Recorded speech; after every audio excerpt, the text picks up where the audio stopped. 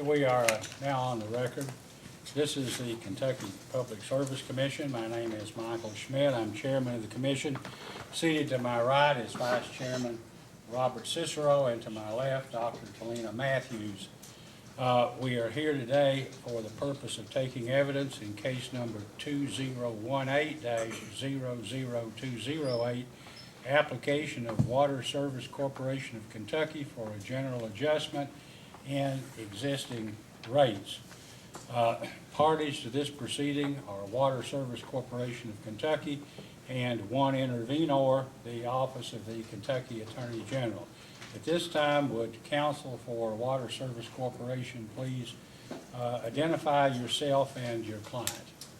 Good morning, Chairman Todd Osterloh and Jim Gardner with the firm of Sturgill, Turner, Barker, and Maloney on behalf of Water Service Corporation.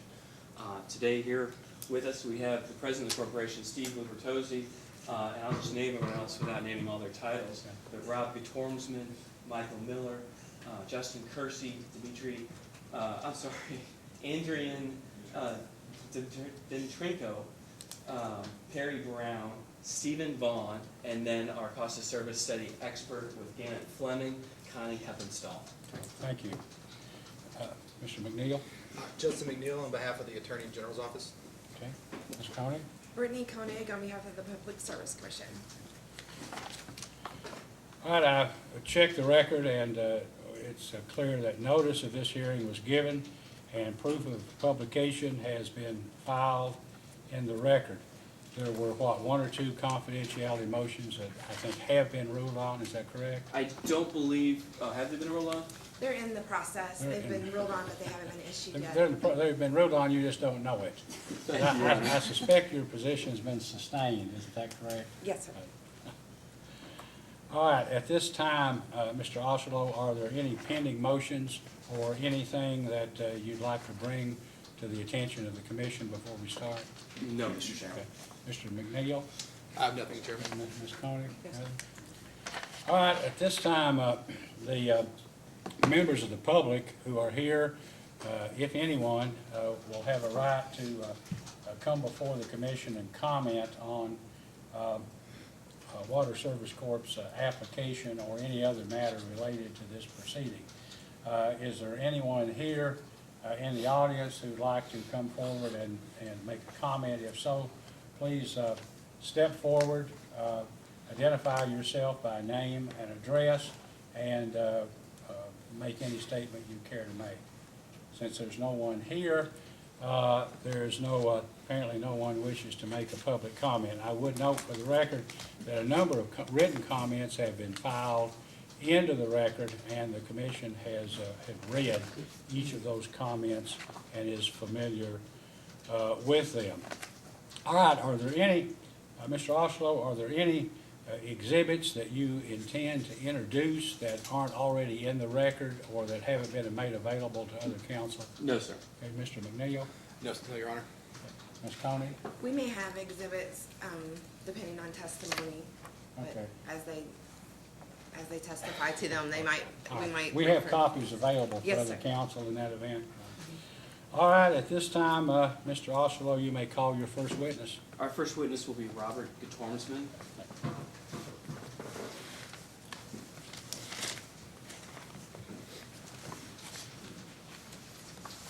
Please raise your right hand. You solemnly swear or affirm under penalty of perjury that the testimony you're about to give will be the truth, the whole truth, and nothing but the truth. I do. Please be seated. Counsel, you may ask. Thank you, Mr. Chairman. Mr. Getormsman, can you please state your name for the record? Robert Getormson, And what is your title with the company?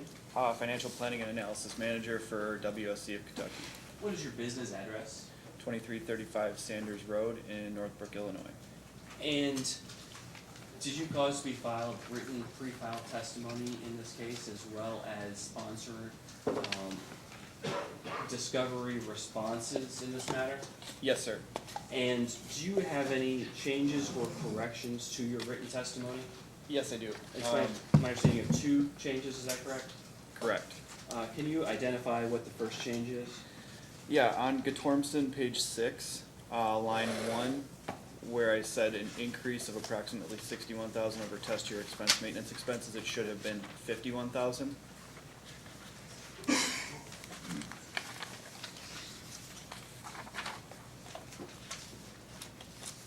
Okay, and can you identify the second change?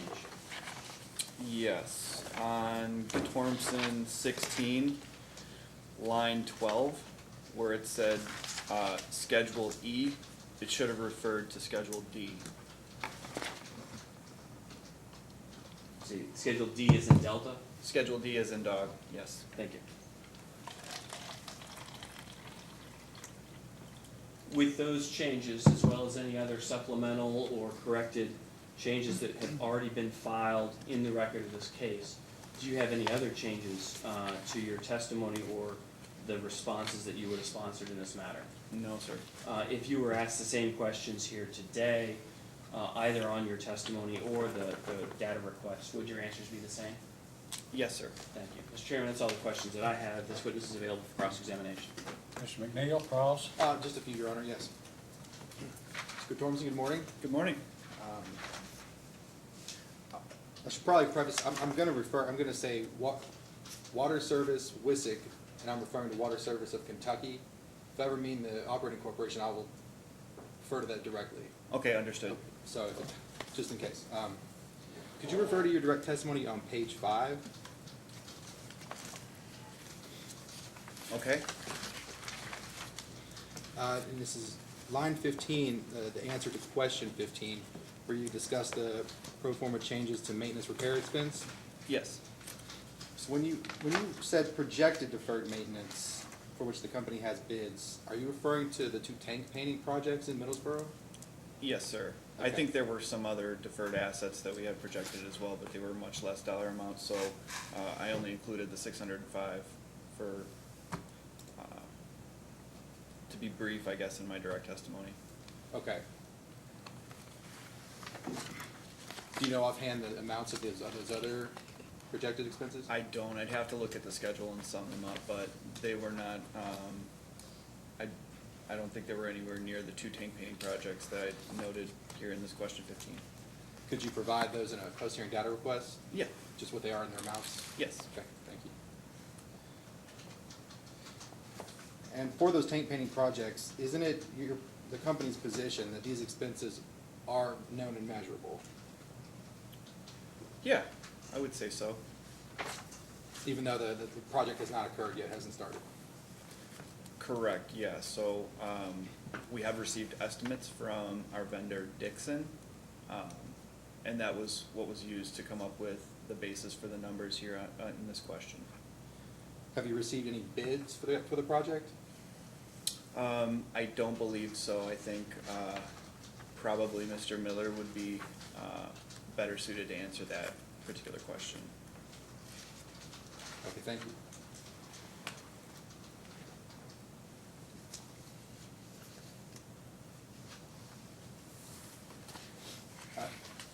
Can you confirm that all utility property included in rate base, including plan adjustments, used and useful, is in service as of October 31st, 2018, as you predicted in your testimony? I believe so. There may be one project, one computer project that is not useful to WSC of Kentucky customers at this time. I think it's going in service or going live in February. Okay, thank you. That's all for now, Chairman. Ms. Coney, questions? Yes, hi, how are Hi. you? Good morning. I'm doing well. How are you? I'm doing fine. I have some questions about the tank projects as well. And just to confirm, you said you're not sure if any bids have gone out on those tank projects? We've received estimates, and I think we submitted proposals, pretty lengthy proposals for the specifications of the project in Discovery. But specifically, that question might be better for Mr. Miller. Okay. But you think you have provided documentation on the estimates? One more time? You think you have provided the documentation on the estimates? Could you? Yeah, I believe we submitted specifications of the projects, and I think included in there would have been the basis for the estimates that were included in the rate filing. Okay, I'll ask Mr. Miller, but, if he doesn't have that, we'd ask you to follow up with the post-hearing data request on the documentation for that. Okay. Okay, and, staff had a question about your, it's entitled filing template, and, it references maintenance and repair adjustment, and, you describe a couple different projects that include, one of the tanks. UCMR4, 1 year to complete, UCMR4 sampling requirements, Beans, Fort Tank, Clinton's, Grubbs subdivision, and Clinton WTP Clearwell. Could you describe the nature of those projects and whether or not any work has been completed on those projects? Again, on that, I think I'd have to defer to Mr. Mike Miller to describe the project or follow up with a post-hearing data request. Okay.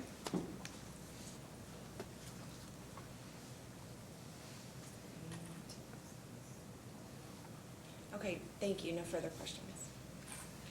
Commissioner Cicero, questions? So are you gonna be the one that handles all the financial questions, or I noticed you deferred a couple of the project questions to Mr. Miller. Are you the guy to ask the financial questions to? Yeah, unless it's specifically related to either salaries. I think Dimitrenko has the salary analysis, but overall, yeah, I should be able to answer any financial related questions that you have. So how did you develop the capital amounts for these projects that you said they've gone out for bid on?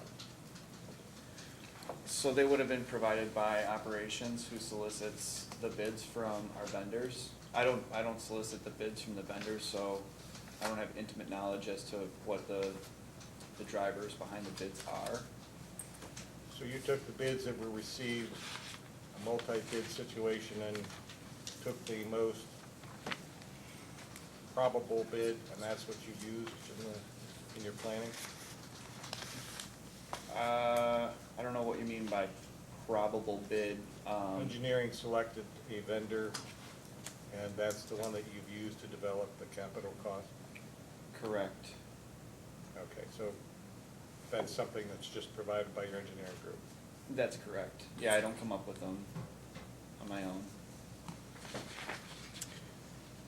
As far as the return on equity, or the comments that were made about the 88% and the ADIT, would that be you, or would that be One more time, I'm sorry. the ADIT? There's questions regarding whether that amount should be refunded to ratepayers, and the comment was that the company was not earning their allocated return on investment. Would that be a question for you, or would that be a question for the president, or who would that question? I think a mixture of both, but I would just say that we did an analysis, I think, spanning 8 years, and determined that our earned ROE, I think you said allocated ROE, so I think our earned ROE hasn't reached over 6% over the last 8 years or so that we did the analysis for, so. So then developing a basis for an argument that the ratepayers shouldn't receive a refund is based on that argument, or what is? I don't think it's solely based on that, no. I think in the last rate case, it was a black box settlement, so it's difficult to determine the amount of refund that would have to go back to ratepayers, because income tax wasn't established in the last case. But income tax is pretty straightforward. The federal rate is 35%, and the new federal rate is 21%, isn't that right? That's correct, but I don't know if it's straightforward if you don't know what your income tax expense allowed by the commission was in the last rate filing. But the company has to have an established tax filing because they file with the Internal Revenue Service, do they not? And your deferred income taxes, you have to have a basis for what you're booking, don't you? Yes, that's correct. We would have a basis for what we pay to the IRS in taxes. So then developing a refund to ratepayers should be reasonably straightforward, I would think. You've got a difference in rate, you've got a basis, the difference is 14%. I mean, wouldn't that be correct, or am I making it too simple? No, that's simple enough. I think our argument in that docket was that we had kind of a two-pronged argument, right? Because we didn't know what actual income tax expenses in customers' rates because of the black box settlement, as well as we're not getting to our authorized return or a reasonable return on equity over the past, I think, 8 years, as I mentioned. So I think our position is that we're kind of cherry picking expenses that have gone up or down. Because, I mean, other expenses in the income statement may have gone up, but we're not actually going to recover those from ratepayers like we would if we were to refund for taxes. So given that there is a way to calculate what the refund amount should be, based on when final returns are made and projections are verified over or under, then the other argument, which is not earning your allocated or permissible rate of return, you do realize that by Kentucky statute, you're allowed to earn an opportunity. You have the opportunity to earn a rate of return at a certain level, not that you're guaranteed a return at a certain level, right? Understood. So keeping that in mind, would you agree that the ratepayers should receive a refund based on the Tax Cut and Jobs Act change of federal rate from 35% to 21%? No, I wouldn't, because I don't think that it's easily determinable as to what income taxes ratepayers are currently paying. You could calculate a difference in rate, but we don't have any idea of what customers' income taxes that are in rates actually are. So how would you determine a refund amount? You have to be able to determine an IRS amount that eventually, otherwise how would you pay your taxes? You have to know what your taxes are. Right, but what's in customers' rates is not determinable because we had a black box settlement in the last case. So how would you determine a refund if you don't know what customers are currently paying for? Well, I would certainly say you're making the case for the commission's decision not to allow black box settlements without knowing what goes into them. I can assure you that is, it's good to hear that we have gone the right course in that case, because we like to know what's going on in it. But I still don't understand the argument. There's no way that you can say that you don't know what your federal income tax liability is, or it's the company's federal income tax. You're arguing that you don't know what it is in the customer's base rate, but that's not a valid argument. It's what the company's tax liability is. Okay. And that liability is reduced from 35% to 21%. I agree with you. I just don't know how we would refund customers if we don't know what they're currently paying for income taxes. Because you take an amount that they're currently paying, and then you would take the difference between the 35 and 21, right? And then that's how you come up with a refund amount. I think Mr. Lou Bertozzi had some testimony on this as well, so he may do a better job of explaining exactly why it's not appropriate that we refund customers. Doing my best here to kind of explain it to you. Sorry. No, that's all right. I was just curious of what the basis for the company making that argument was. So let's see if I have anything else here.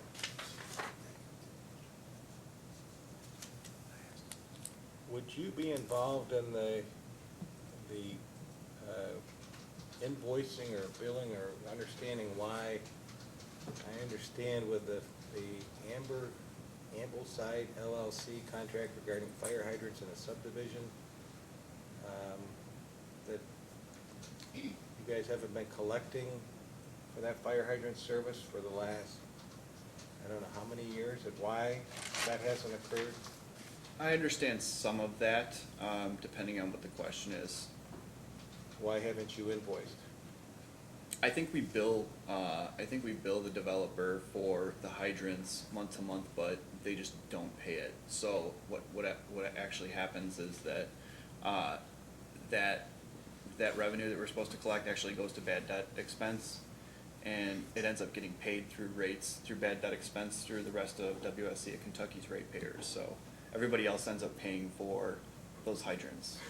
You realize the statement you just made is probably not a good management method of taking care of something that should be collected if the developer is still in business. That, I mean, why hasn't it been pursued through collection or some other? I think it has, and I think we've attempted pretty much all, or exhausted all avenues to collect it from the developers. And that hasn't been successful. I think we even explored suing them, to collect the monies from them.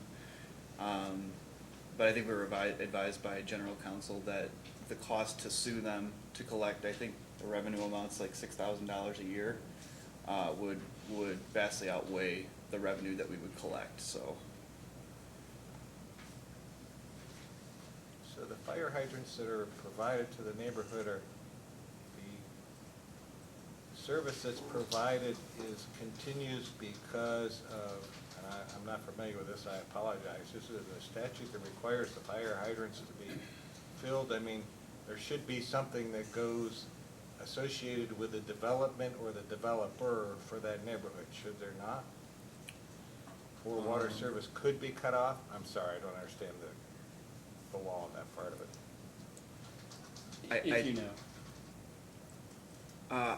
I think we are allowed to cut off service to the fire hydrants, but I think it would be a threat to public safety if those hydrants weren't operable, in case there was a fire.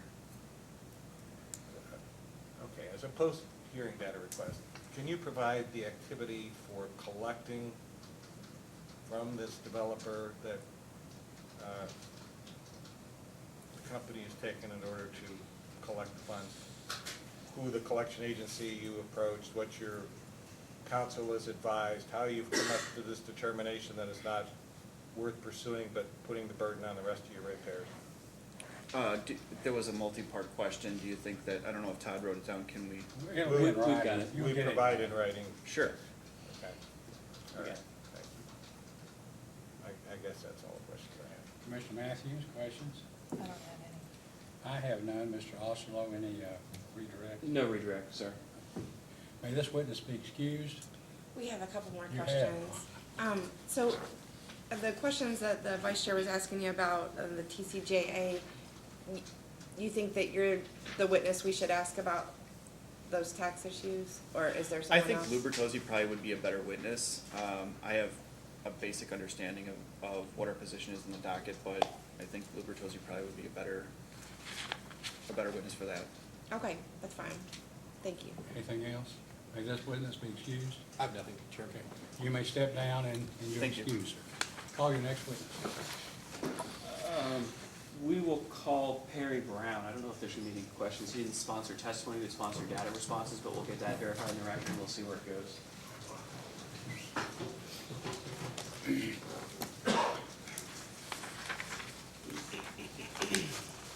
Mr. Brown, please raise your right hand.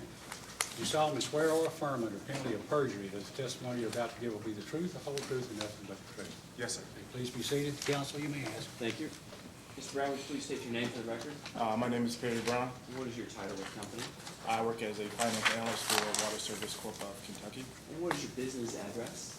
2335 Sanders Road in Northbrook, Illinois. Did you sponsor responses to data requests in this case? Yes, sir. If your answers were given today, would they be the same? Yes, sir. Okay. Thank you. That's all the questions that I have. He's available for cross-examination if there is any questions. I have two quick questions, Okay. yeah, I'm gonna pass this out just for clarification. We'll ask that it be marked as AG Exhibit 1.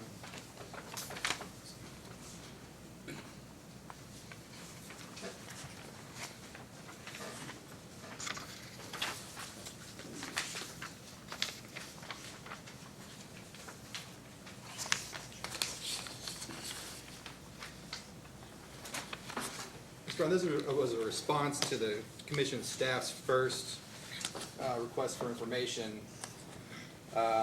Item 14, which you provided the answer. Do you recognize it?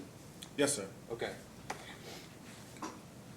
In A, the question asked about general wage increases for the years 2015, 16, 17, and 18. And B then asked for merit wage increases for the same years. If you look on that first page in response A, the title says response to staff DR 1.14B. And then the next page, the title says response to staff DR 1.14A, so they're mixed. Can you confirm whether the raises are for the responses they're indicating? So, the response that's, labeled for, 1.14A is flip-flop. So what we see, or what's showing for B should be for A, and what is showing for A should be for B. So the merit increases are 3% for all those years? The general wage increase is 3%, Okay. and then the merit increase would be what's shown for B. Okay, thank you.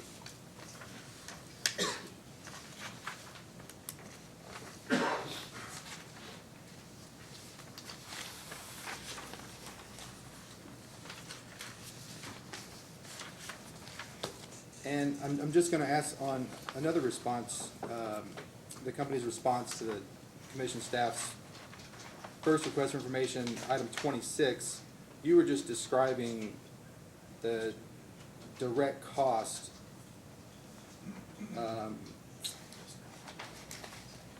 describing how direct cost from Water Service of Kentucky to Water Service Corporation is determined. I think based on the ratio of the weighted ERCs. Is that, do you remember that? Can I see the data, please? 1-26. Which one did you see? That's 126.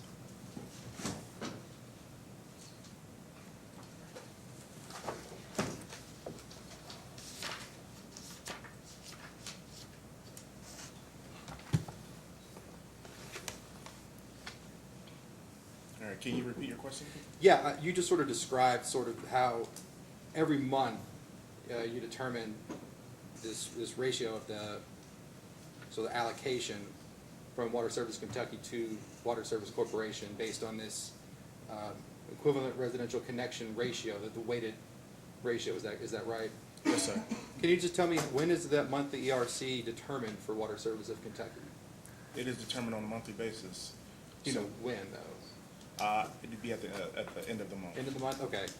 And is it right that the regional or area manager reviews the monthly allocations every month, as you state, for accuracy and reasonableness? Yes, sir. Okay. Do you have any other duties as to that?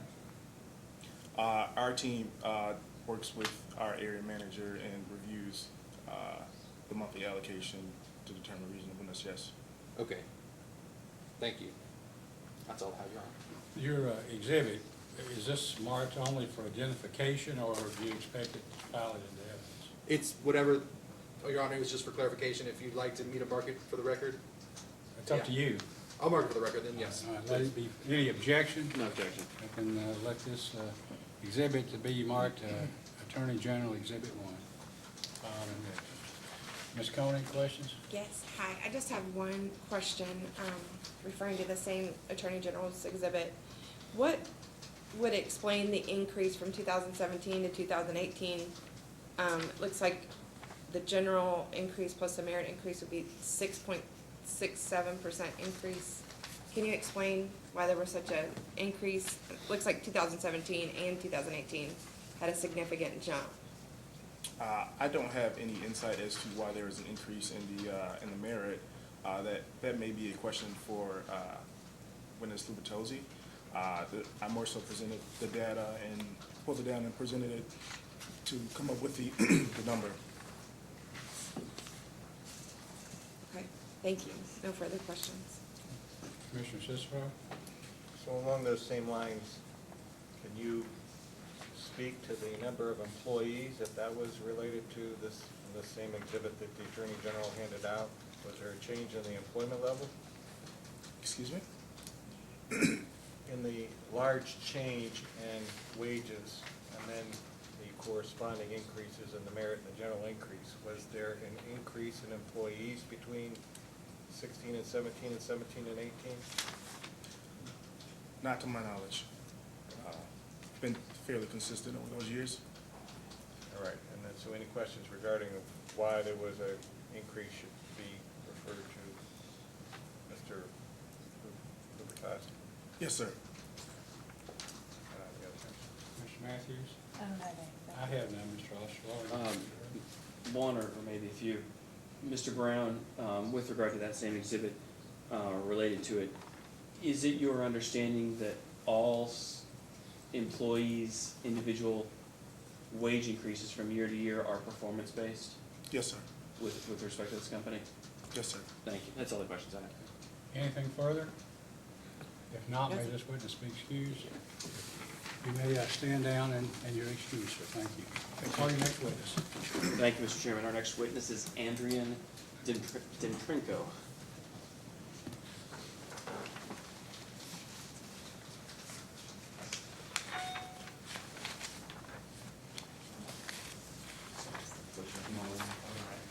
Okay, Mr. DeTrinco, please raise your right hand. Do you solemnly swear or affirm under penalty of perjury that the testimony you're about to give will be the truth, the whole truth, and nothing but the truth? I do. Okay, please be seated. Counsel, you may ask. Thank you. Would you please state your name for the record?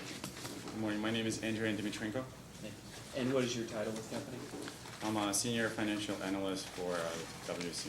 Please state your business address. 2335 Sanders Road, Norfolk, Illinois. And did you cause to be filed written pre-filed testimony as well as sponsor responses to data requests in this case? Yes, sir. Do you have any changes or corrections to that testimony? Aside from what was provided in the written data request, no. Okay, so if you were asked those questions here today, with the exception of the corrections that have already been filed in this case, would you have any changes to that testimony or responses? No, sir. Okay, thank you. That's all the questions I have. This witness is available for cross-examination. Mr. McNeil? Yes, thank you, Chair. Good morning, Mr. Dimitrenko. Good morning, sir. Could you please turn to page 4 of your direct testimony? Yes, sir. So at line 15, question 11, is what I'm looking.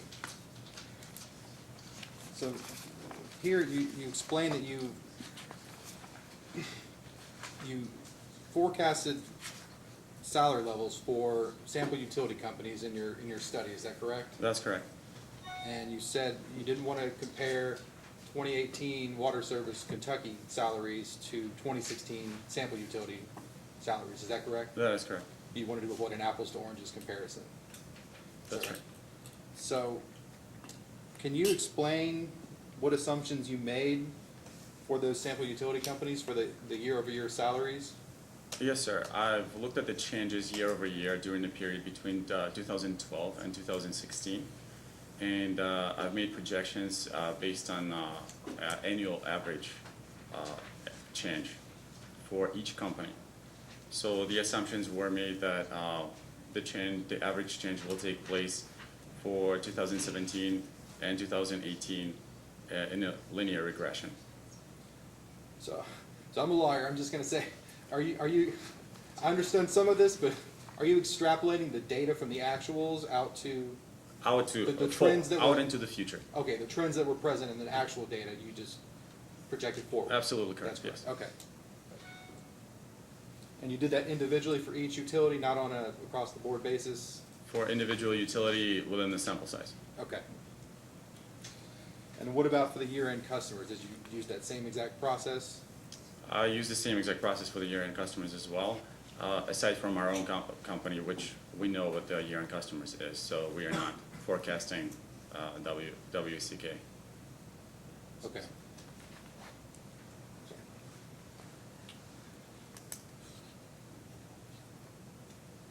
That's all I have, Mr. Chair. Ms. Koenig, questions? Hi, how are you? Good, how are you? Good. I have questions about your direct testimony too. When did you prepare your analysis? It was within a few months after I started my employment, so it was, I want to say around April of this year. 2018? Yes.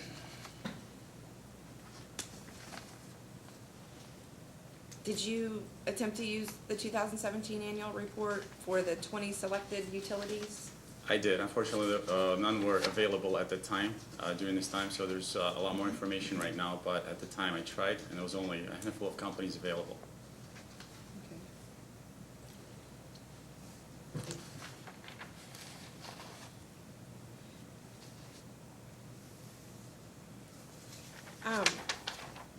Are you aware that districts and associations operating in Kentucky do not routinely give pay raises to their employees? I'm not aware. Did you compare staffing levels of the 20 water utilities to the number of employees at water service? I do not have the visibility as how many employees are working at other companies. So this is not an information that was available on annual reports. Okay. Are you aware that the majority of the water districts in Kentucky participate in the County Employee Retirement System, or CERS? Yes.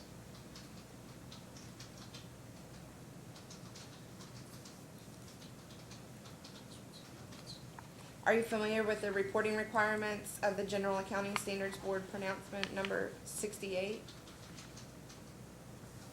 So could you repeat that one more time? General Accounting Standards Board pronouncement number 68, or GASB number 68? No, not from the top of my Not familiar with that? And that it requires the district to report a pension expense as a proportionate share of the underfunded liability of the plan? Yes, I'm aware of that, yes. Yes, okay. So how would the impact of GASB impact your analysis? Did you factor that in? So this would have to do with the. Let me formulate my sentence before I continue. So this would be regarding the benefits, and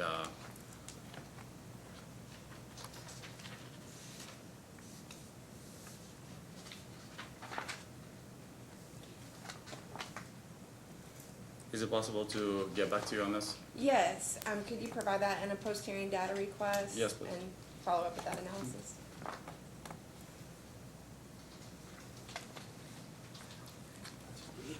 Okay, no further questions, thank you. Thank you. Mr. Cicero? I don't have any questions. Mr. Matthews? I don't have any questions. I have none. Mr. Osterloh? No redirect. May this witness be excused? Yes, So you may step down, sir, and you're excused. You may call your next witness. Our next witness is Michael Miller. Mr.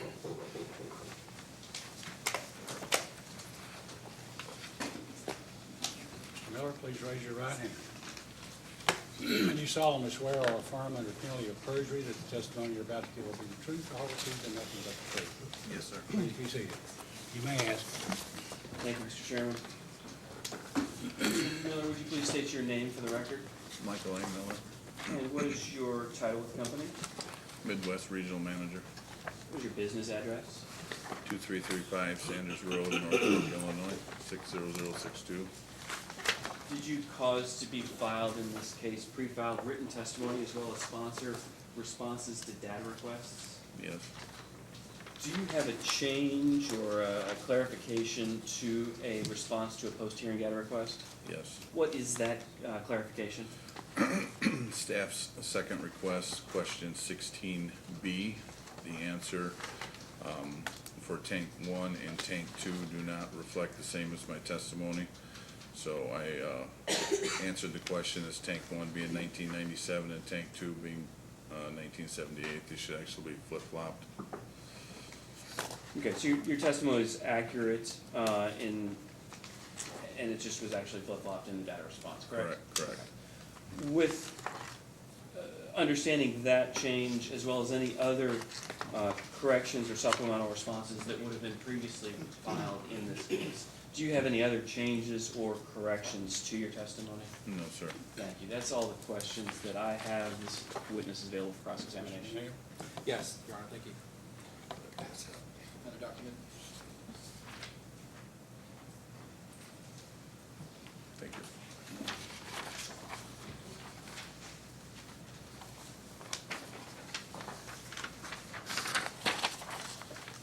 I would like to have this marked on AG Exhibit 2, Your Honor. Let it be marked AG Exhibit 2.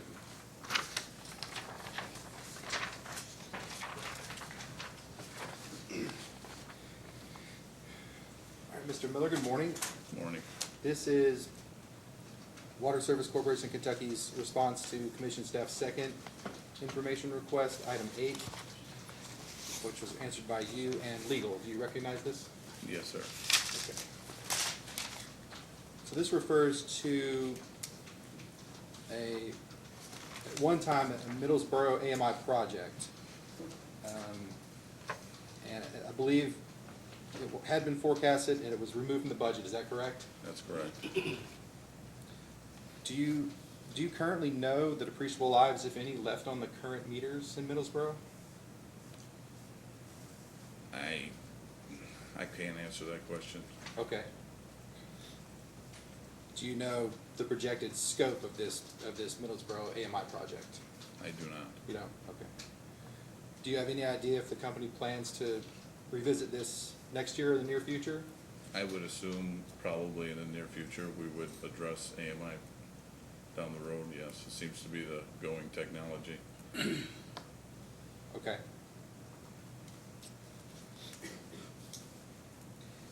And as far as you know, and sort of what this answer indicates, do you think the company would not seek a CPC in for that project in the future?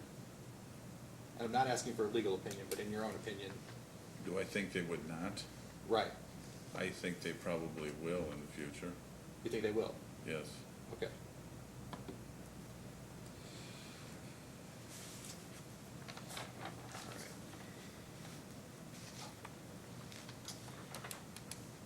Attachment A to your testimony, if you have that available, I'm going to reference that. Todd, could you provide me my testimony?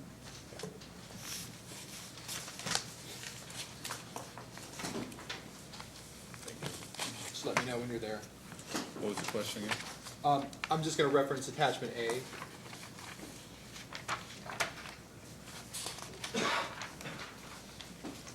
I'm there. Okay. So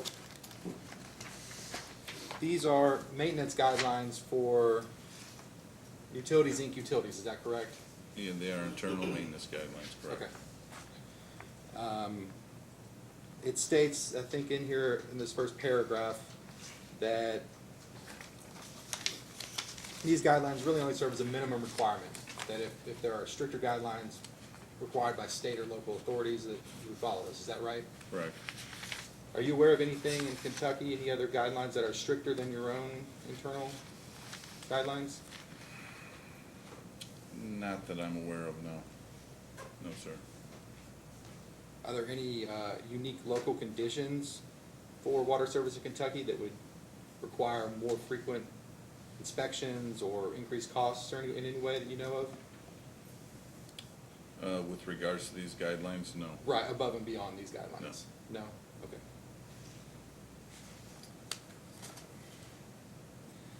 So, also in your testimony, you talked about the company switched the carbon material it used for filtration. Correct. Is that correct? And it saved a significant amount of money. Correct. Can you explain, was the company looking at doing that earlier? How did it come about to do this? I can't answer that question. It was an operational, internal decision to look at a different product. They tried the product and it seemed to work better. And, you know, when salesmen come in and show you products, they support their product and they think that they can do a better job. So I believe we agreed to try that product, and it has shown that it is significantly better and shows cost savings.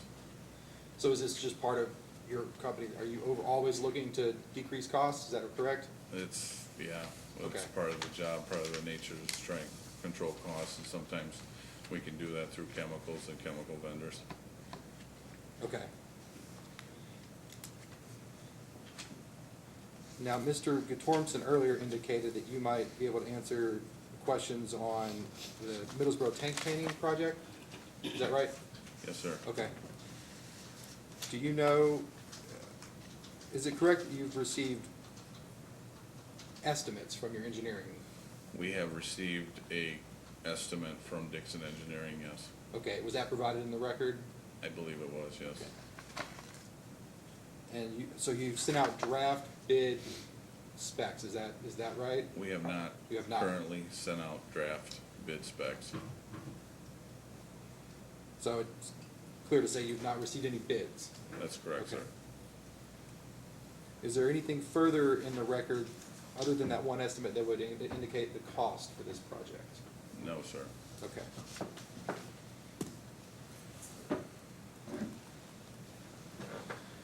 No further questions, Your Honor? Ms. Koenig? Hi, Mr. Miller.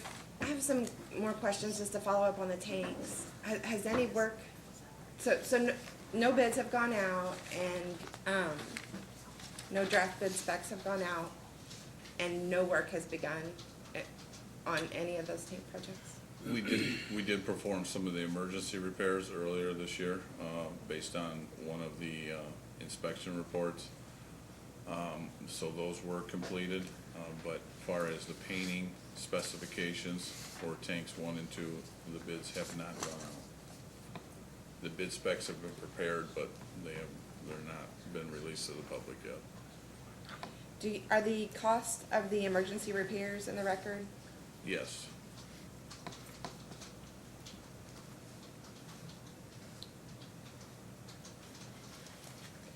Okay, and, under, grouped in with the tanks, and I think 2 of these are covered under this description, but if you could just clarify, the description and the filing template, DR 1.3 under, Kentucky, assets, UCMR 4, sampling requirements, Beans, Fort Tank, Clinton, Grubb Subdivision, and Clinton WP Clearwell. Are those all tanks, or what, could you describe those projects? I would need a copy of,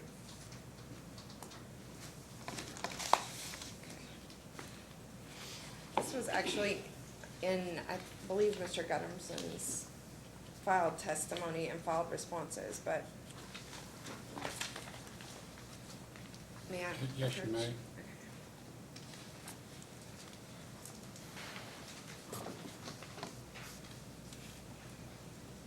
And I don't know that this needs to be an exhibit, it's just pulled out of the record, but this is what I'm talking about for clarification.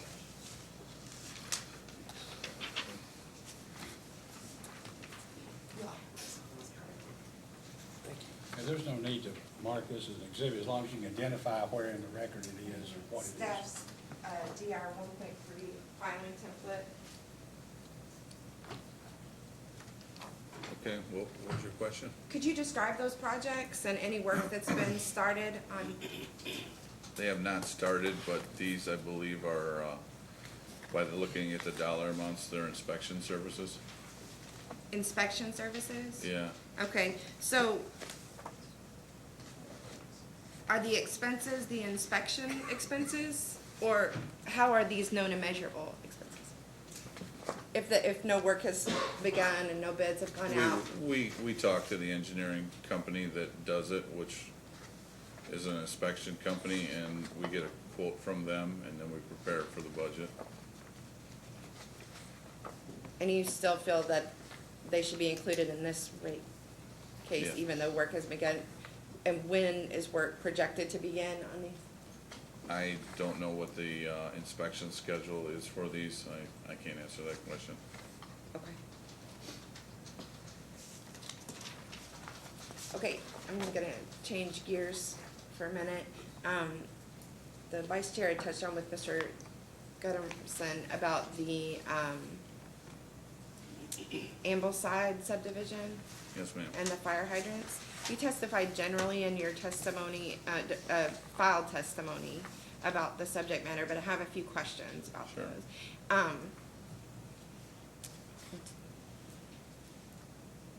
Do you know of any action taken to collect payment on those fire hydrants? Just internal talkings amongst the team that there has been some discussion with legal about how to proceed, but I physically was not involved with that, because that dates back many years, and I recently have been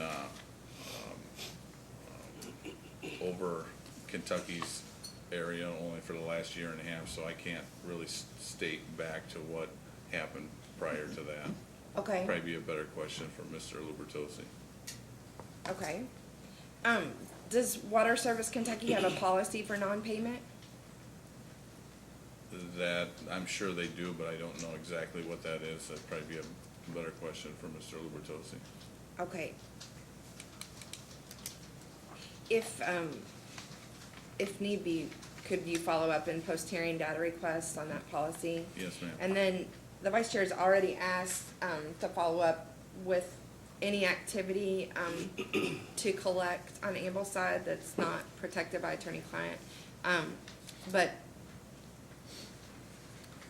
we'd also ask that you provide any documentation between Ambleside and Water Service Kentucky regarding the non-payment. And any unpaid billing. You said that you are still billing the developer, you think? That's correct. Okay. Do you know why, you said, when did you join the company?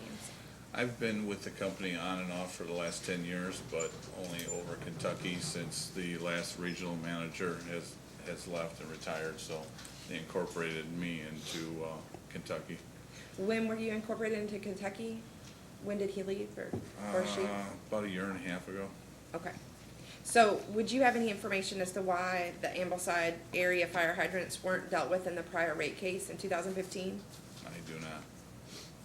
Probably be a better question for Mr. Lubertosi. Okay. And, this might be for Mr. Lubertosi as well then, but there was a staff opinion issued in 2016, July 19th, 2010. Staff opinion was issued in response to a letter from Water Service regarding the fire hydrants. Are you familiar with that, or would you feel more comfortable if we address that to Mr. Lubertosi? I'm not familiar with that letter, ma'am. Okay, that's fine. Do you know if Ambleside subdivision has a homeowners association? I heard they have in the past, but it's been dissolved. It's been dissolved. Those no longer exist. And then would you know, just from your dealings, and you said that you're familiar with some internal discussions about how to proceed with Ambleside,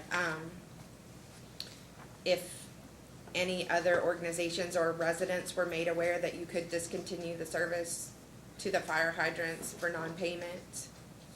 Are you asking if that has been discussed with the residents?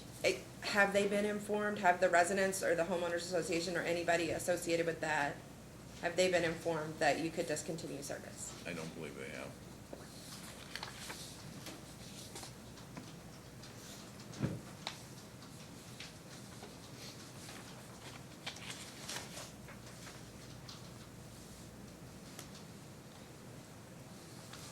Okay, no further questions. Thank you. Thank you. Mr. Cicero? Can you refer back to the exhibit that staff just handed out with regards to the inspections, or what you indicated probably were inspections? How often are inspections made? Is it on a frequency schedule of annually, or how often is that service performed? Well, we go back to our maintenance guidelines, internal maintenance guidelines, and I believe it's every 5 years for tanks, 5-year intervals. So it's 5-year intervals, and that means the last time it was completed was in 2013, or? I don't recall, sir. But you've included the entire inspection cost in the upcoming rate case for all the inspections? Are they done staggered, or are they all at the same time? If they're due at the same time, they'll be done at the same time. Otherwise, based on the previous inspections, if one's 1 year and one's the next year, we probably will look at maybe lumping them into one, just to reduce some costs. But to answer your question, for these particular tanks, I don't know, I'd have to look at the last inspection dates. I'm just curious if there was any effort to normalize the expenses over the period of time that the inspections occur. In other words, rather than lumping it all together as a lump sum, looking at the frequency and then the total cost, and over whatever period of time that your maintenance guideline speaks to, that those costs weren't normalized, or were they? I can't answer that question, sir. As a post-hearing data request, can you supply that information to Yes. determine how that, the frequency of inspection and whether the costs have been normalized or whether you're throwing it in together as one time? We'll put it down on it. We'll give it to you as a written request. Going back to the two tank projects, are those, do you have an anticipated project start date? I know you said you've received an engineering quote, no bids have gone out. Is there an anticipated project start date, construction date, or wherever you want to identify it as, that these are supposed to, the company plans to initiate the work? Internally, no, but realistically, we'd like to start them in April when the weather gets better. But sometimes we'll leave that up to the contractor, when they bid it, to allow them to put it in their frequency and their timeline throughout the year to obtain a better price. So we have to take, good thing we have redundancy in Middlesboro, so we can take one tank down, perform the service, while the other one is in operation. So we would let those bidders know that, so they have the opportunity to say, okay, if they want to come in March or April and do one tank, and then they have the flexibility that, if their schedule is full for the next couple of months, they can come back in September or something and finish up the second tank. So that's kind of how we're looking at that, but we would like to start the project, as soon as the weather turns. So there's a firm internal commitment to start the project in 2019, these two tanks. It's in the plan, yes. Was the plan provided previously in the documents to staff, or that document that talks to a commitment to start the project in 2019, the two projects? I know I referenced it in my testimony, but as an actual document, I don't know if it was in somebody else's. Can you provide that as well? Yes. I don't have any other questions. Commissioner Matthews? I don't have it. I have none, Mr. Osterwald. I have a few redirect.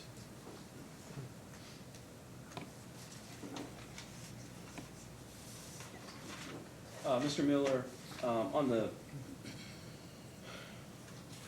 questions that the Assistant Attorney General asked, there was a question related to whether the company would seek a certificate of public convenience and necessity for an AMI project.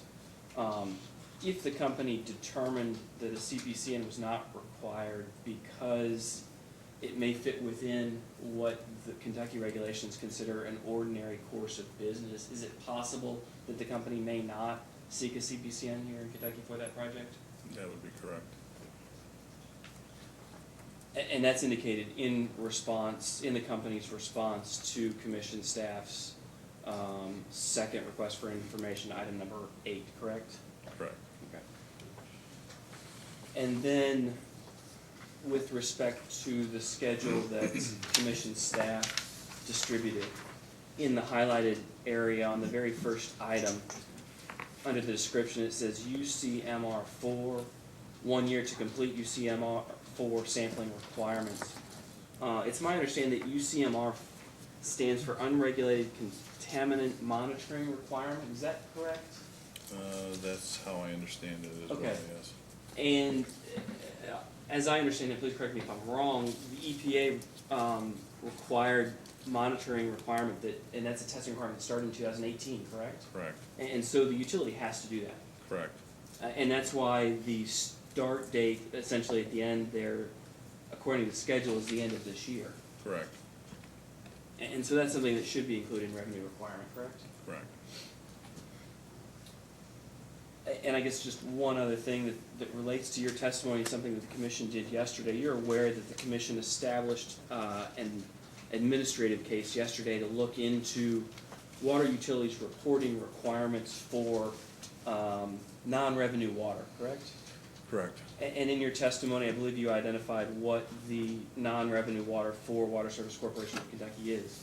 correct? I believe so, yes. Do Correct. you know roughly what that percentage is? Look on page 5, going on page 6 of your I testimony. think it's 9% for both systems. Okay, Yes. thank you. That's all the questions I have. Thank you. Mr. McNeil, anything further? Nothing further, Your Honor. Mr. Conlon? Yes, just one follow-up. Mr. Miller, are you aware that in past cases, the commission routinely requires a CPCN for AMI projects to see cost-benefit analysis of those projects? Are you familiar with any of the past cases that require that? No, ma'am, I'm not. And would you,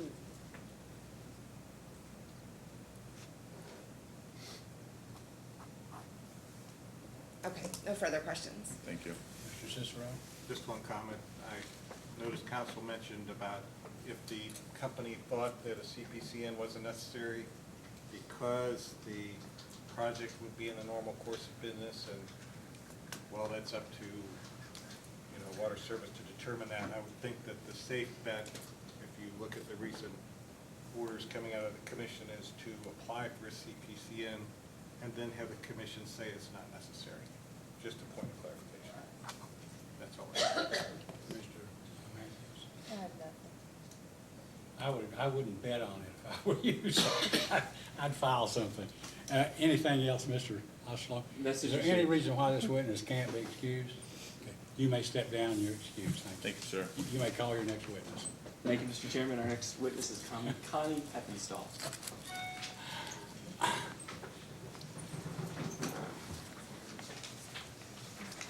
And please raise your right hand. You solemnly swear or affirm under penalty of perjury that the testimony you're about to give is the truth, the whole truth, and nothing but the truth. I do. Okay, please be seated. You may ask. Thank you, Mr. Chairman. Mrs. Heppenstall, would you please state your name for the record? Constance Heppenstall. And with whom do you work?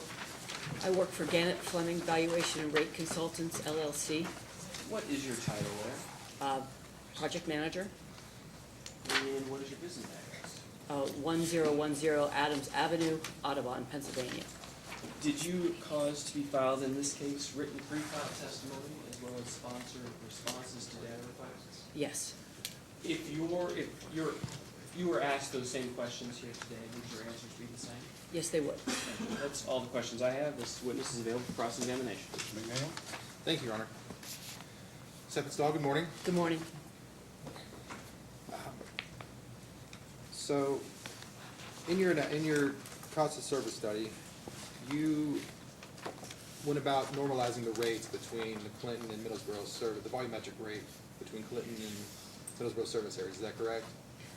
Explain what you mean by normalized? Well, you took the rate from Middlesboro, which was lower, the volumetric rate there was lower, and you made them equal. Is that correct? Yes, I just don't Okay. usually use that term. That's fine. I understand. Can you explain what specific benefit accrues to Water Service of Kentucky from performing that action? Operationally, just in my business, I don't, obviously I'm not employed by the company, but it helps with customer service, that they don't have a question as to, are we in Clinton, are we in Middlesboro? It just helps that way, and it's clear to the customer, as to what their tariff rates are. I've testified in many cases when it comes to what I call rate consolidation, of, maybe the systems are interconnected, maybe they're not. But we believe is that if you pay for a service, you have water coming from your tap, supplied by the same company, you should pay the same rate. It's the same water coming out of that tap for you. In addition, the systems aren't that dissimilar. There's pumping, there's transmission distributions, there's service lines, there's meters. They're serviced by the same customer service representatives, same engineering staff, same corporate entity, same borrowing costs. Why wouldn't their rates be the same? Maybe historically they've been different, maybe because there's been different assets put in at different times, et cetera. So we think it's a benefit for the customer as well as the company. Okay. Is it correct that you were sort of given the direction to or formulate your cost of service study with the rate consolidation only, or did you also look at it without consolidating those volumetric rates? No, I was asked to consolidate them, and in fact, we only did one cost of service study, so there'd be no reason for me not to give them the same rates, in that all the costs are there's no delineation that I've seen between Clinton costs and Middlesborough costs. Middleborough. Did you consider just recommending a stepped-up rate for Middlesborough, not full consolidation, but gradually increasing it for this rate case, and maybe full consolidation later? Did you consider that? I didn't. I knew they were brought closer together in the prior case from what I've been reading. And I think they're fairly close now, and that I didn't see personally a reason not to step it further. Okay. Was the size of each service area a factor in your analysis? Yes, I think it helps that, that the Middleborough is the larger area, and their increase would not be as the effect of bringing Clinton to them is not extreme versus going the other direction if Clinton had been the bigger area. Okay, Did I say that correctly? okay. I think I'm just trying to process, yes. So the size disparity, did it affect your final findings in any way, do you think, or No, I don't think did so. not? Okay. So are revenues in Middlesborough in excess of the cost of service with the consolidated rate? There's no, we only looked at the cost of service for the whole entity, Okay. so no, I'm not able to determine that. That's my next question is, did you calculate the separate cost of service between Middlesborough and Clinton? I did not. You did not, okay. Okay. Did you review any commission final orders in the completion of your study? I don't believe so. Just in general? Not that in my memory. Okay. Could you please refer to page 8 of your direct testimony? Do you have that available? Next time.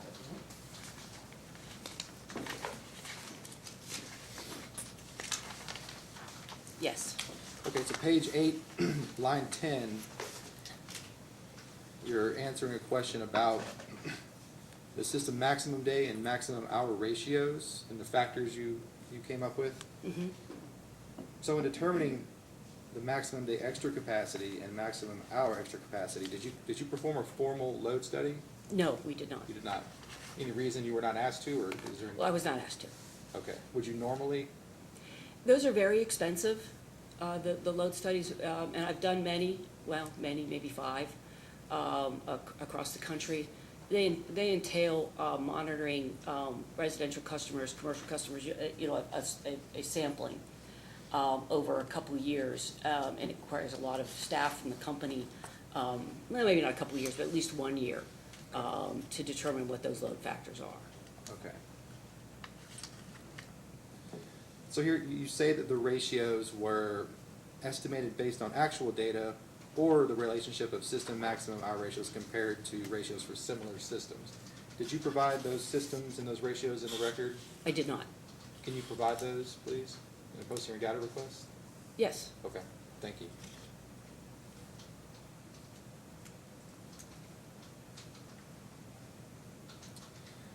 And so down line 16, the answer to 13, you said that you based your estimated demands on judgment, which considered fields of studies of customer class demands conducted for other water utilities, peaking trends of system-wide deliveries, and generally accepted customer class maximum day and maximum hour ratios. Does peaking trends of system-wide deliveries, does that reference actual data that Water Service of Kentucky provided you that you used? The system-wide peaking, yes, which Okay. I believe is in my exhibit on Schedule D. That was Schedule D. I figured as much, I just wanted to make sure. Great. And now those other field studies of demand for other water utilities, did you provide those in the record? I did not. Can you provide those, please? That sounds very similar to the It previous would be- request. Okay. Is it? Am I correct on that? I think it's pretty, I think so. If it is, please include it in that. If it's not, please provide both. I will, thank you. Okay, thank you. And can you explain where generally accepted demand ratios you reference, where you got those from? In order to do a cost of service study, we rely heavily on the AWWA M1 manual to do that. And you look through, they'll give some examples there in what they believe the peaking factors should be. We look at that. That's our main source, besides the field studies that we've discussed. So that was what the ratios are mostly based on. Subject to check, I'd like to, That, with this portion at least, this Yes. generally accepted portion. yes. Okay. No further questions, Your Honor. Ms. Coney? Yes, thank you. Hi, how are you doing? I'm well, how are you? Doing fine. Have some more questions about your study. In the application, you provided a cost of service study which determined that the monthly customer service charge used to recover its fixed cost should be $9.53. And this amount would recover approximately 27% of the proposed revenue requirement. However, Water Service proposes to increase its current monthly service charge of $10 to $12.50 so that it can recover up to 35% of its overall revenue from the monthly service charge. Can you explain why the commission should allow Water Service to recover revenue above what it could support in its own cost of service study? May I refer to my schedule that shows the, on schedule 20, page 26 of my cost of service study, schedule F. It's the last page of my exhibit. This, I believe you said in your question that it recovered fixed costs. What this calculation is, and I think I should have changed the title of it, it's the calculation of monthly customer costs. The customer costs in when you do a cost of service study for, based on the N1 manual, which I discussed earlier, it includes the costs of meters, services, billing, collecting, and then any public fire costs that aren't recovered from a public fire service charge. And that's the calculation that you see on page 26 that you referenced for, that is $9.53. However, in addition, the manual also describes that, and which is not on here because it's not technically a customer cost, as the manual defines it, a readiness to serve cost. And, obviously, to serve a customer, you need more than meters, services, billing, collecting. You need distribution lines. You need all that infrastructure to get you to the customer. These are fixed costs to the company. I calculate that 90% of the customer's cost, the company's costs, are fixed. So to collect only 27% of the revenue as under a fixed charge, that's certainly a lot less than the 90% they have. Now, I'm not suggesting that the revenue should be from these fixed charges should be 90%. That's contrary to the history of water utilities and conservation, et cetera. However, but I am saying that yes, the customer costs are $9.53, but I do believe that there are additional costs that should be included in this customer charge outside of that would easily get us to the $12.50, which would also then maintain the companies, allow them to receive their revenue requirement. They know they'll get that amount of revenue. Okay, and so is that what you are trying to explain in Commission's third information request, item 16, when you say the customer charge calculation only recovers costs directly related to meters, services, customer billing, and unrecovered public fire? The calculation does not include additional costs, which are fixed costs? Yes. Is that what you were trying to explain there? Yes. Okay, and so, is there a reason, are you saying that you can't identify those known and measurable costs that you're trying to explain? Oh, you can, I just didn't, I can do that, I just didn't put it in the record. But you can calculate, as I said, a readiness to serve, almost you look at what's the minimum distribution line, I think they do this in the gas industry. What's the minimum distribution line that you would need to get this water to the customer? And you can do an analysis like that. Could you please provide that in a post-hearing data request? I'd be happy to. Okay.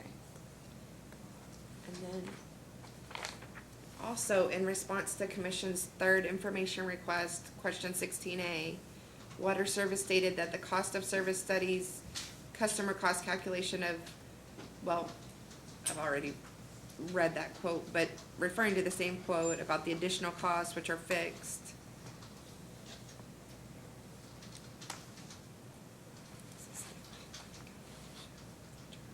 Could you just also, in the post-hearing data request, explain how those additional costs factor into the monthly customer charge Sure. specifically?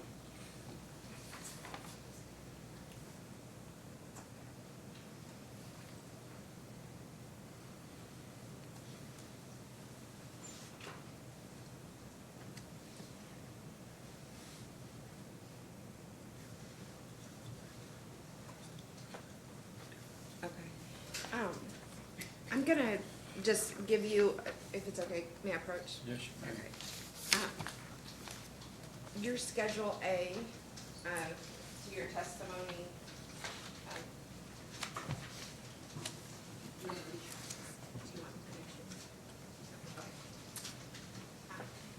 just so you can Yes, thank you. first, but I'm asking about the private fire service line. Yes.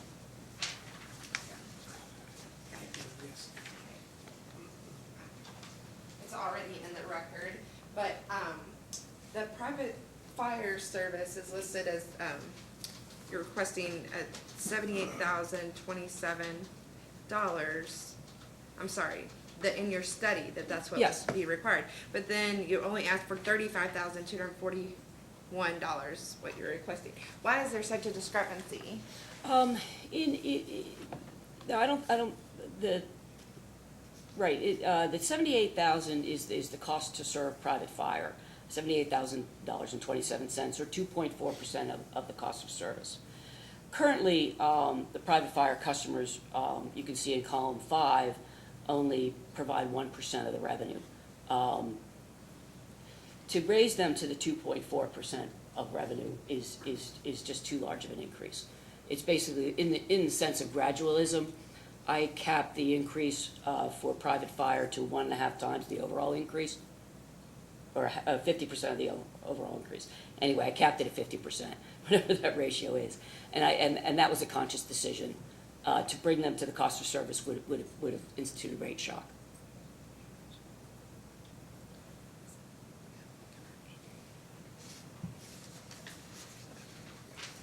Thank you, I have no further questions. Commissioner Cicero? So when you do a cost of service study, do you typically provide a number that's comparable to the actual cost of service? The company supplies me with the revenue requirements, and which is cost of service, and then I allocate it to the various classes. Is that what you're asking? Let me clarify. So you provided a number of $9.53. Oh, I see. But that number, from what I can tell, isn't worth anything. It's not for comparative purposes anyways. It's not, according to what you're saying, the true cost of service, because you're saying it excludes certain fixed costs. So That's correct. What would the $9.53 be used for from the commission's perspective? What would we use that number for? That basically would tell you what the customer costs are per month for a 5/8 inch customer. But as I said, it would only include meter services and public fire. So you're right, it's not a useful number. Because we would look at what your base service charge is now, and if the number that's being supplied in the cost of service study isn't truly reflective of what you're saying the cost of service is, then that base rate compared to the $9.53, you're at $10 now. You're saying that $9.53 is the number, so it raises a lot of questions. So apparently, there's more that goes into that number, and I think until the staff has that number to digest, they can't truly do a comparative number and then determine the revenue requirement through the rest of the classes. Yes, I The understand. base rate is going to be adjusted because of a different cost of service number, then that has to be provided before they can go forward and do a true analysis. You would agree? I agree. I apologize for not having that in the record. What would you include in those fixed costs that are not identified to this point? You said infrastructure, but isn't that basically depreciation? What I would include are the costs related to distribution lines. There has to be a distribution line that gets this water to the customer, howbeit how small. And that would be my calculation, would be mainly the cost to get this water to the customer at a minimum. And that cost would be depreciation expense, the rate base, the depreciation expense, I'm sorry, taxes and return related to the rate base of that distribution line. So that's how I would do the calculation. It would basically be capital costs related to getting that water out there. But based on that premise, in delivering water, wouldn't it be the entire delivery system and looking at fixed cost and then spread over the entire customer base? Well, that's what I indicated before. 90% of the company's costs are fixed. I mean, that just excludes power and chemicals and basically power and chemicals. We don't propose to put all that in there. What we propose is a minimum system requirement. What is the minimum you need? Say that your customer took water all the time. You didn't need any pumping. You didn't need any tanks. You need no peaking, et cetera. What would be that minimum requirement of that line to get from the treatment plant to your customer? And I've done it, and what I propose to do for this data request is to look at something, say a 4-inch line. Say if the whole system was built with 4-inch water lines, and you didn't need anything else, and that's how you're serving it. The minimum, that's the calculation I would try to do, or I would do. From an industry basis, how would a cost of service study be done? Are you identifying what you're saying the minimum requirements are? Are you looking at a best practices in the industry, or how are you determining what fixed cost goes into this base rate for a true cost of service study? What is that standard? From what the manual has said, and this actually was something new in the manual in this latest edition in 2017, I believe it's new, is something like that analysis I've told you about that would be the industry standard, some kind of minimum some kind of minimum distribution cost that could be put into the customer charge. So as a post-hearing data request, can you provide the reference to what that best practices is in the industry, and then how you're applying that in this new rate that you're going to supply that talks about the cost of service, this minimum cost of service? Okay, Yes. That's all I have. Commissioner Matthews? No, but I look forward to your analysis. I have no questions. Mr. Osterwald? No redirect. Anything further? May this witness be excused? Yes, ma'am, you may stand down and be excused. Thank you. May I call your next witness? I believe our next witness and likely last witness is Stephen Lubertozzi.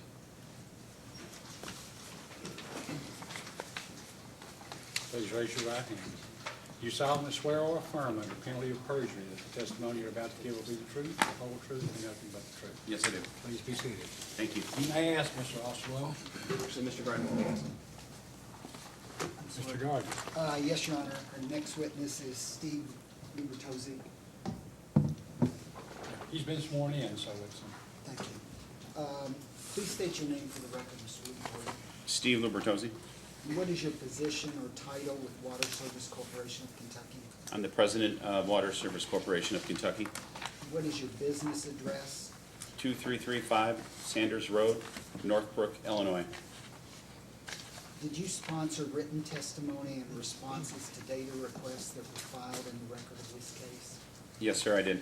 If you were asked those same questions today, would your answers be the same? Except for one question in my testimony, yes, I had one correction. And could you make that correction at this point, please? Yes. Testimony, page 9 of 13, or sorry, page 9 of 13, line 198.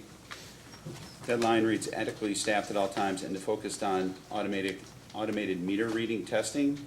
The sentence should read, adequately staffed at all times and to focus on meter testing. So delete the words, the automated and reading. Any other changes or corrections? No, sir.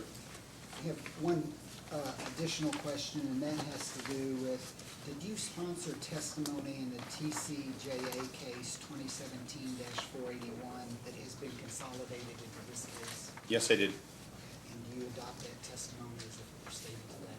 Yes, sir. Thank you. This witness is available for cross-examination. Mr. McNeil? Yes, Chairman, thank you. Before you start, you know, we had, I guess, your proposed AG Exhibit 2. Why don't we go ahead and mark that, since you've already, the Yeah. reporter already has it. Yes. Is there any objection to filing this No into objection. evidence? So let the second Attorney General exhibit be marked and filed as Exhibit 2.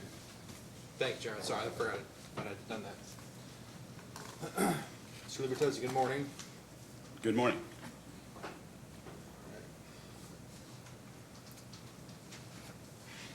So first I want to start, Mr. Brown was being questioned earlier on a couple of questions, and with AG 1, as to the merit and general wage increases. Do you have AG 1 available, exhibit? I brought with me the data request that you were asking about. I think you gave to him, it was 14 where he had flip-flopped A and B. Yes. Yeah, I brought that copy with me. Okay, can you just explain, and I think there was a comment that, maybe it was on redirect, that all increases granted are based on merit, or can you explain sort of the difference between the general increases listed and the merit increases, and Sure. how those are dispersed? So every year, at a higher level, we generate a budget of salary increase dollars, and then every year, every individual employee is reviewed by their manager, and they're looked at the KPIs that we have in place for that employee, if they have them. And then we have a rubric that should fall into, so some employees are getting, I should say, less than 1%, and some may be getting 4%, so we can stay within a 3% budget, and that's what I think is referenced in that data request for the 3%. And then on the backside then of page 2, which is the, I think he's saying the non-3%, right? There's some additional dollars that were awarded to employees from maybe getting certification bonuses, meaning as they become certified with water license and things like that, we'll give them additional bonuses and additional dollars for that. So he was stripping out those differences. Okay, so is it fair to say these merit increases are given when available, or under certain special circumstances, like you just mentioned? There could be a promotion, there could be going from a field tech to an operator 1, yes, there could be. So we have a database of every employee, it's reviewed each year, we're looking at the dollar amounts that we have, we want to stay within the budget dollars that have been assigned to us. Okay. And then on the general increase, the 3%, is it fair to say that it's near 3% every year, or can you explain how the general increase is? The general increase, we try to stay at the 3%. We try to look at what the market data would be for each position. So for each position within the company, we have a market range of wages, so minimum and max and a threshold, and we look at those employees and try to make a determination if they're below the midpoint, are they below the minimum, do we want to move them up? I think it's also important to notice that, note that the salary dollars we're talking about here is only Water Service Corporation of Kentucky employees. It's not the WSC, the Shared Services Organizations. These are operators on the ground, the guys taking care of the plant every day. And even back in 2000, I think about 15, and we may have talked about it in the last rate case, but we may not have, but we looked at the data, and we wanted to make sure that we're paying these operators on the ground market wages to make sure that they're compensated appropriately. Okay, and so from what I'm hearing, the determination for Water Service of Kentucky is totally separate from Water Service Corporation, that general increase, those are separate It's the same process. Same There's still the process. rubric, there's still budget Okay. dollars assigned to it, but same process. But the answer here for 14 was only for Water Service Corporation of Kentucky. Okay, thank you. Can I interrupt for 1 second? Sure. So there is a benchmark study that's utilized by Water Services Kentucky to determine market rate for those operators and whomever else is going to get an increase. Yes, sir. So we have internal data that we're looking at, saying the minimum and max for those positions, whether it's an area manager, regional manager, field tech, and we look at that data. We say where you fall within the range for that position. And then a couple of years ago, maybe 2014 or 15, we looked at some external benchmarking as well to make sure the salaries were commensurate with those positions for licensed operators. So do you know what benchmark study that you use? Is it a local chamber study? Is it a statewide? It was more of a national study that we used. I don't recall which study it was, but no, there was an external benchmarking that we looked at back in 2014 or 15 you'll see that in 15, there was really nothing outside the 3%. And then we went to the board and we said, you know, we're looking at our wages right now and we're below the external benchmarks. And we want to be able to get our employees up to what we think is a reasonable benchmark for their positions. So, okay, so that leads right into I'll let you get back to your line Oh. of questioning in a second. So that leads into my next question. So the discussion centered around why in 17 there was a 2.05% increase above the 3, and then 18 a 3.67% increase. So you're attributing that to analyzing the positions in the company and saying, here's what the benchmark says, the midpoints of these salaries should be based on comparable data, and therefore we're going to move these operators or whomever it is that's running that operation up to at least the midpoint or whatever determination it was. Correct. There was some discussion around that. There's analysis behind that. And then also, I said earlier that if, you know, a person was awarded maybe a pay increase because they became an operator or they got certified, so we're making sure those things were taking place as well. Okay, so I applaud the way you're doing it. Was there any type of information supplied to the commission in terms of the name of the benchmark of the study or? Honestly, Commissioner, I don't recall from this case. I think we talked about it a little bit in the last case, but maybe I'm having deja vu and I think you were sitting in that chair and asked me similar questions. If we didn't, we can provide what we had and I'm make just it available. curious what it was. I Yeah. don't have a problem paying market rate. I'm just curious, Yep. because you can see, especially in 2018, it's a doubling of the general increase. So as long as it can be substantiated, I have a problem with it. I'm just curious how it got there. I'm sorry. No, thank you. Okay. So I'm going to move to a couple of questions on cost allocation.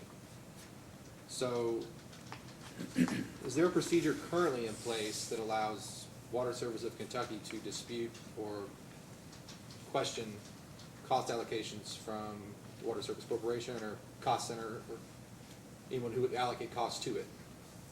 I think, well, every month we know that Stephen Vaughn, who's here with us today, reviews those costs, and they're prepared by our accounting department. They're sent over to Stephen. He looks at them for reasonableness, and he'll then ask questions to the accounting department and say, why did something increase? What happened to this expense? And then the accounting department will come back with an explanation as to what happened and to why there was a cost increase month over month. Okay, so say there was a dispute, how, can you explain the process of how you would go about rectifying it? There's been questions, but there's been no disputes, right? Okay. So currently, Water Service Corp, sorry, not Water Service Corp in Kentucky, but Water Service Corp has an allocation agreement that has been signed and been reviewed by this commission in prior rate cases, right, where WSC provides accounting, customer service, IT, executive and engineering services without any markup to the companies that it owns and operates, which is, in a standard agreement for shared services organizations. We haven't really had a dispute. Dispute becomes usually from a regulatory body that says, why did you incur those costs? But not from the statewide. I would think that would mean that Stephen is saying that he is accepting or approving that those costs have been allocated down. And your role would be to oversee any questions about that, though, and how do you fit into that process? If Stephen had a question or wanted to dispute a cost, I think one of his questions were, why did the audit line go up maybe last year? It's because E&Y had sent us an extra invoice for some additional work that they had to do for the Tax Cut and Jobs Act. So the conversation back to the person on the ground would be like, well, we had an additional invoice come in, Tax Cut and Jobs Act had some additional audit fees through Ernst & Young, and therefore that's why you saw an increase in allocation.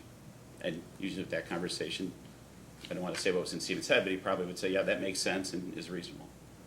Okay. Thank you. Now, there's been some questions and some testimony already on the tax issue. So, in your direct testimony in case 2017-481, which was subsequently incorporated into this case, and along with 2018-00043, you addressed changes from the passage of the Tax Cuts and Jobs Act, stating that due to using an operating ratio, it may not be appropriate for Water Service Corporation of Kentucky to create a regulatory liability as ordered by the Commission. Can you sort of just briefly explain that liability and how that came to be? How it's going to be, okay, so I think there's two things. So let's try to split the deferred liabilities that I think we're talking about. There's one that can come up from ADIT, Accumulated Deferred Income Taxes. And when the Tax Cut and Jobs Act happened, they reduced 35 to 21. There could be excess accumulated deferred income taxes, and then a decision has to be made on what do you do with that excess accumulated deferred income taxes.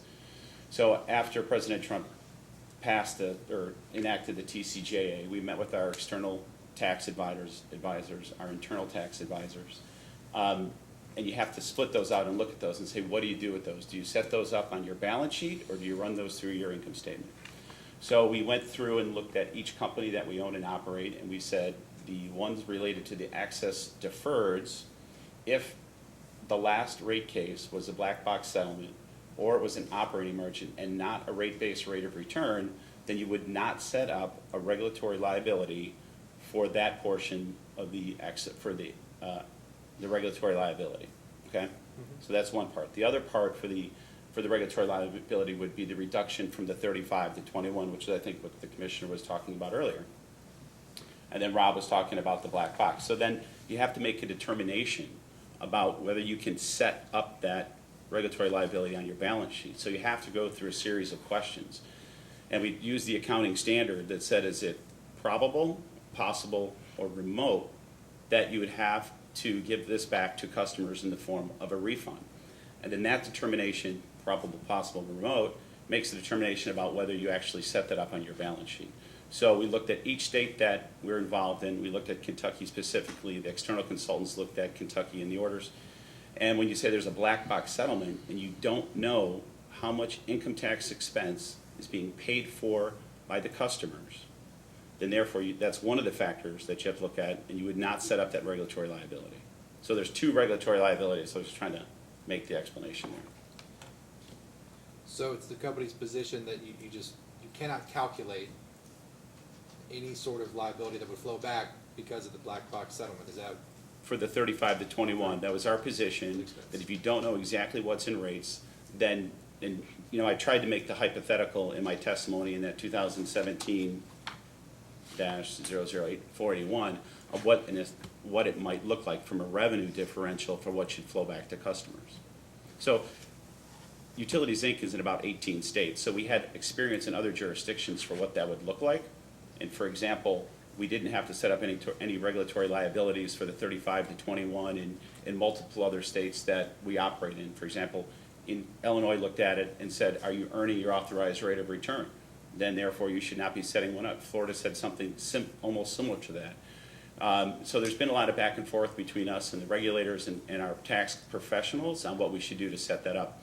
And you know, I've seen some other utilities that still don't know what they're doing with their regulatory liabilities and the excess deferreds even in 2018 and are looking to try to get that done because there's been some guidance from the IRS that says we know that the TCJA came out at the end of 2017, therefore we got to give you some time to make sure you understand what this is going to look like. But that's one of the factors we looked at, yes. So have you provided any support from those other states or the IRS on, into this record of those situations, or? I don't think we've provided that, no, but we, you know, the Illinois orders available online, we could send that to you. The Florida one, I'm sure that we can get those for you as well.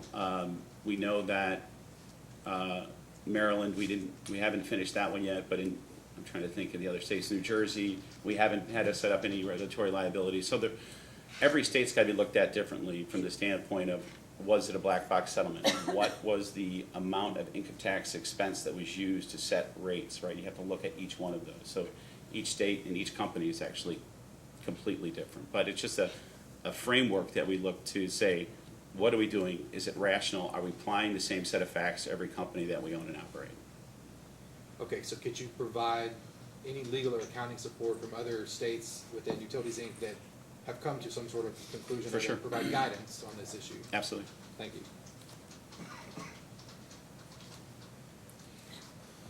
So is Water Service Corporation of Kentucky currently recording any deferred liabilities on its books to reflect this reduction? No, it is not. I recall my comments earlier when I said probable, possible, or remote. You would only set up a journal entry under those three situations if you came to the conclusion that it was probable. So even at possible, from the accounting standpoint, you would not set up a journal entry on your financial statements. Wouldn't that depend on the materiality of it?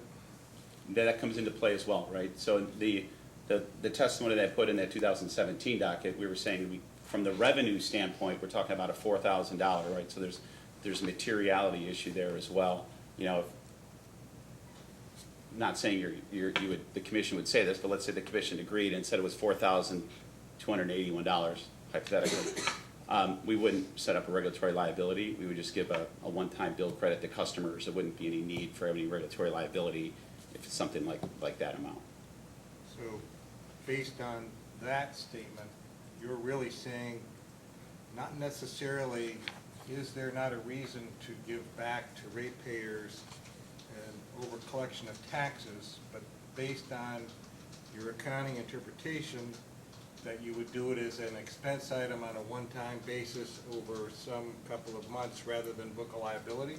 Under that hypothetical example, if it was $4,200, then yes. If the commission came back and hypothetically said it was $4 million, right, then we wouldn't We do know it's that. not $4 million, Yeah. but we know that, and then we know it's not a lot of money. I think that the line of questioning that's occurred so far revolves around the theory that because an authorized rate of return is not being met, that therefore, and because it's a black box settlement, therefore, there's no way to calculate it, and the company is going to keep it and not give anything back. And I think that's probably going to be an issue with the commission. I understand if your comment is your accounting people have said, book it as an expense, the commission comes back and says that you have an obligation to return that money. I can understand that as long as that's the line of reasoning that we go with. If it's I'm taking the position that nothing should be returned to the ratepayers regardless of whether it's expense or booked on a balance sheet, then there would probably be more reason for discussion. But Okay. understanding your statement, then Yeah, I think the only point of clarification in my testimony in 2017, I was talking about the revenue, right? I think that was my table that I put in that testimony, where we said in the last rate case, the commission authorized us I'm going to round for a second, so excuse me, $2.5 million of revenue, and we were at 2.4 something, so that we weren't even getting in 2017 to the revenue requirement that was authorized in the last rate case. And I fully understand that that's the compact in which we work, and that we only have the opportunity to get to that revenue requirement. There is no guarantee. You're not going to guarantee that you're going to get to that authorized revenue. I understand that and completely understand that. And our investors understand that as well. But that is one of the factors that you look at too when you make a determination. You do look at the materiality of it. You do look at the overall revenue requirement. Have you gotten there? And then the black box settlement, and being an operating margin company as well. So we looked at all those factors. yeah, I mean, and I understand that explanation. I couldn't understand basing it solely on a black box settlement statement or opportunity to return wasn't being met. But that's a good answer, and I'm happy with that. Everybody is deferred back to you, so you seem to be the main man here, and that was a good answer. I'm satisfied with that. Thank you. I'm sorry to interrupt you again. So, even though Water Service of Kentucky uses an operating ratio, like, as you said, instead of rate of return, regardless of the method you use to calculate return or margin on expenses, isn't it correct that customers paid for the tax that was booked at a higher rate than what it will become due at later? Isn't that right? I'm not sure I'm following the question, to be honest with you. So I'm struggling to answer it. I'm not really sure I'm following the question. Okay. So, I guess I'm saying regardless of whether you use the operating ratio or return on equity, Water Service Corporation of Kentucky customers, they incurred expenses at a tax rate that was booked higher than what the company will eventually have to pay. Isn't that correct? No, I would disagree with that, right? If you're talking about the ADIT, right, that's not a component of rate base. So that's where I got confused. It sounded like you were trying to differentiate between operating margin and rate base rate of return. So in rate base rate of return, had this company been a rate base rate of return, then the access deferreds would have flowed back to customers using the ARAM method or the reverse South Georgia method, of course. But that's not what this has been dictated by the commission. It's been an operating margin company. So even just the FIT expense reduction, as it relates to that, it would. Yeah, I'm not following how the income tax expense relates to operating margin versus rate base rate of return. My position on that is that in a black box settlement, you don't know how much for the 35 to 21, the expense portion, you don't know how much is in customers' rates.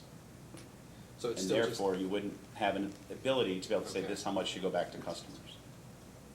you still just cannot calculate, you think. Well, you really can't, right? I mean, you can do a hypothetical calculation like I did. You could do a different hypothetical calculation. I think staff maybe have asked a data request at some point in time to what that would look like. But again, that's all hypothetical, right? Because those are on 2017 numbers. And in 2017, the effective tax rate was 35, not 21.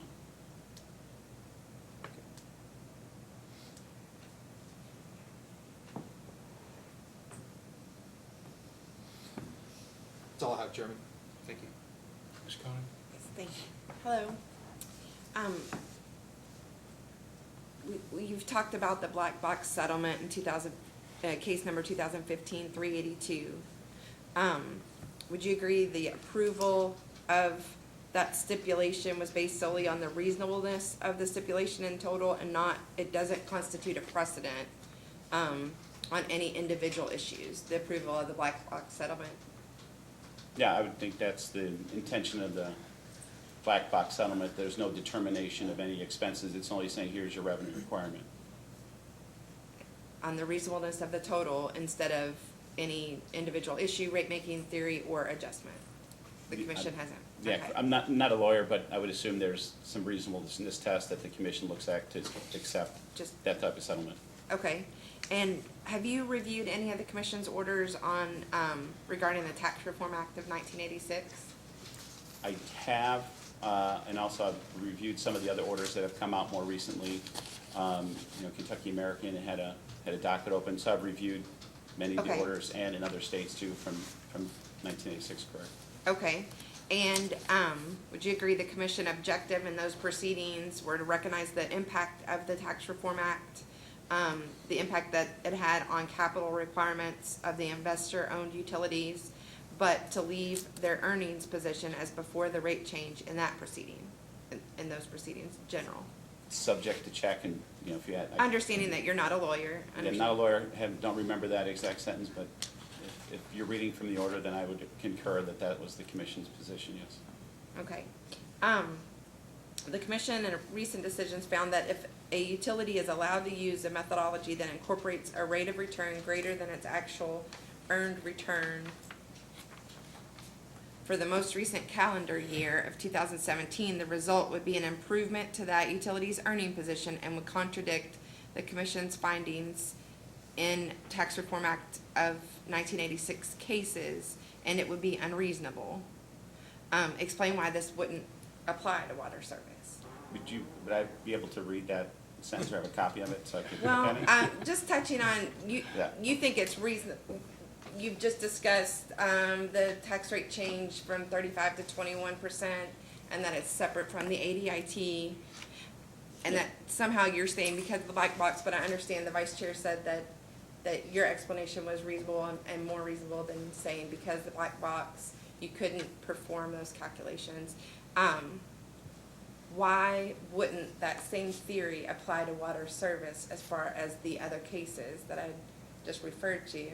Could you- Why wouldn't you be considered, that you're earning more and not returning the difference Because to your customers? I would think that from the revenue standpoint, when you're 2 years outside your last test year and you're not even getting to your revenue requirement, so forget about expenses for a second, right? A revenue requirement, we're below where we were authorized by the commission.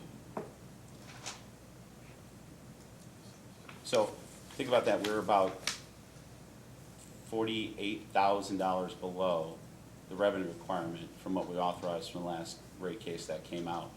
So any refund that you would calculate or think about would even reduce that even further and further erode the So you company's think revenues. it balances out? Pardon? You're saying it balances out? No, it I'm not washes. saying it balances out, saying any refund would further erode that revenue, that would deteriorate our revenue below the revenue requirement. Okay, but how do you address not performing, and not addressing it in, the format that the commission has approved per those orders? Again, I would like to read the order again. It's just general philosophy of why the commission has decided and how the tax treatment should be. But if the orders are asking you to account for the, using the income state methodology and to, account for the differences that way, you're saying that you don't have to, and I'm asking why.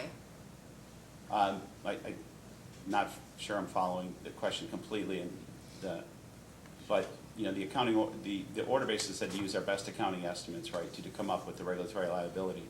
And we've done that. We've looked at it from a rational accounting standpoint. We went through the steps of probable, possible, remote. We looked at the amount. We tested it for materiality. We looked at the last order. Was it a black box settlement? Was it a rate-based rate of return? And we made a determination of our position of why we would not set up the regulatory liability.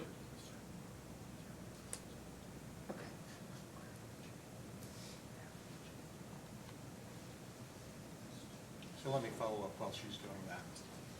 So your explanation was good in terms of talking about it's really not truly related to black box, or it shouldn't be. It's more of a materiality thing from an accounting perspective on whether it's expense or liability. That's what it should be based on. Now, the statement that you made is if you return the dollars, that your revenue that you're authorized to return is even less. And I would make the argument that you can't look at it from that perspective because it's a management philosophy and how the company is operated on whether or not you hit the target, exceed the target, or go below the target. There's too many variables that go in from a management perspective that can affect that revenue. And I'll give you the best example I can, and I haven't followed up on it yet because I have my opportunity, but fire hydrants. Right now, my understanding is you've got $6,000 in revenue not being collected, booked to bad debt, and which other ratepayers are paying for because the company has made some kind of decision of which, once we receive the documentation, we'll say what's been done in order to collect it or make the determination of where it goes. But that $6,000 is a management decision that was it's not worth the collection effort, and from a safety standpoint, if I'm paraphrasing correctly, you don't want to cut the service off. Now, are there any other fire hydrant systems in Water Service Corp's other states where they're not paying their fees and the water is still provided, and so this is a practice of water service? There's a lot there. Let me touch on the hydrant Sure, go ahead. piece first. I'm assuming it's going to come up at some point in time. We have a long history here of trying to recover those costs from the developer, right? We have communication from our general counsel to the developer saying you're required to pay it, them coming back saying, no, you're not required to pay it. We actually reached out to this commission probably 8 years ago, maybe 9 years ago, and said, could you help us with some guidance on what we should do? How can we collect these fees? We don't want to shut them off. We do have a valve at each hydrant. And if this was a home, we could go through the normal process of notifying them of non-payment, shutting off their water, then they would pay. But with the hydrant, we just felt like we didn't want to be in a position to put the customers who are benefiting from those hydrants by shutting off because the developer would not. So the developers basically said, we're not paying. The homeowners association. Can I we ask had- what the basis that the developer is using to not pay? If it's an ongoing concern, what it is that they're referring to from a legal perspective that says they don't have an obligation to pay? There's some back and forth from our general counsel to them about that. But I don't know what legal status that they're quoting, but Okay. basically saying that there's none. That's all in that last document that we provided to the commission a while ago. And then below the developer, the HOA, we understand that to be defunct, so we couldn't go after them to get payment. So what's left is we think about it from who's benefiting from those hydrants. And it's really the customers at the end of the day, right? They're the ones that are benefiting from having those hydrants available to them if there's a fire in their area. I don't think there's any disagreement Yeah. there, but it's a question of, is everybody in that community benefiting from that subdivisions having fire service? And I'm sure there's a safety reason, and I applaud the fact that you haven't cut them off from a safety perspective. I'm just questioning whether or not enough effort has been made from a legal perspective to collect, or if it's one of those that says the effort is not worth it, it's easier to just write it off and collect it from other customers. I mean, I've already asked for a post-hearing data request, so I'm certain we're going to find out what the collection efforts have been made. And I know I got into the hydrant because I went back to your statement about the revenue requirement and whether or not this tax issue actually is a reduction to revenue and therefore it should be used as an offset to not earning the allocated rate of return. And I'm not sure that that's a valid argument. I use that as an example because it's a management perspective on whether you exceed or don't hit your target of return on equity. And I know there's a lot of variables that go into it, controlled and uncontrolled, but certainly that piece of it I'm not sure is one of the ones that goes in as a discretionary item on whether you're going to hit your revenue requirement or not. I would disagree a little bit on the management control, because the last rate case, 2015 to 2017, the same concept was applied for those, for the hydrants, right? The change we're asking is going forward. And I would probably agree with you if it's ROE that I was talking about, the return on equity. In that 2017 docket, I solely looked at revenue, because I know that if you look at, ROE, someone say maybe you didn't get there because you have, you increased your expenses tenfold that year, and that's why you didn't get there. But on the management side, there's not a lot of opportunity for us to control revenue from being a regulated utility, right? There's a rate case that you can generate new revenue, there can be growth, there can be other stuff like that, but that's not a lot of things that are in management control. One of the things that's not necessarily in your case, but water loss. For sure, correct. And I think Mike said we're down to about 9% on water loss there as well. We're not going to chastise you for the 9%. If you were some of the other water districts that we have, you probably would be chastised, but you're not, so. Well, thanks to Mike and Steven and his team for that. Anyway, I kind of interrupted you. That's fine. I think we've cleared up enough on the tax issue, for staff. I'd like to just follow up on the fire hydrant situation. Do you know, any reason why it wasn't covered in the 2015 case? Why the fire hydrants weren't dealt with? Why that Meaning- wasn't taken care of in that rate case? Meaning like a separate rate design, or why we didn't discuss? The So- uncollection, or. I think it had come up in prior rate cases. I don't recall if it came up as an issue in the 2015 docket. I don't recall, but based on your question, I'm assuming it hadn't, but I don't know why it wouldn't have. Okay. And then I'm just gonna leave that with, in the post-hearing data request, to request the any further information on, those collections. I'd like to switch gears and ask you about, your testimony about, capitalized time not associated with capital projects. It's staff's second information request, question number 5.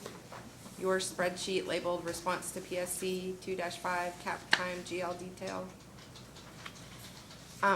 In that spreadsheet, there's 2 tabs, one that showed capitalized time that was directly booked to water service, and another that showed capitalized time that was allocated from the President Business Unit Cost Center.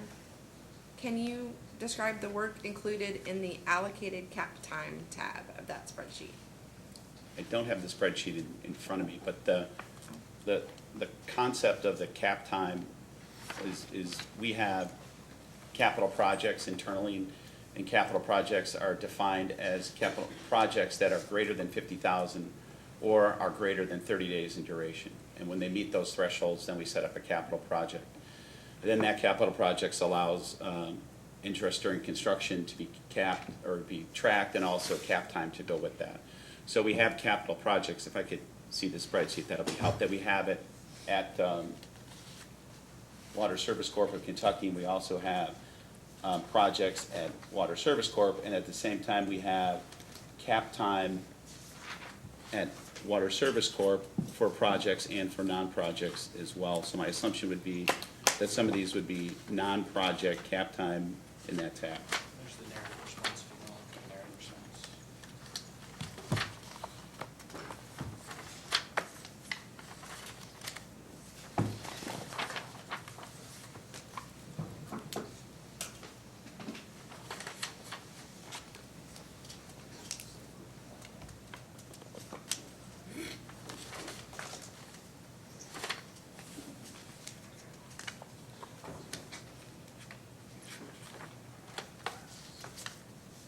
Are you still hunting?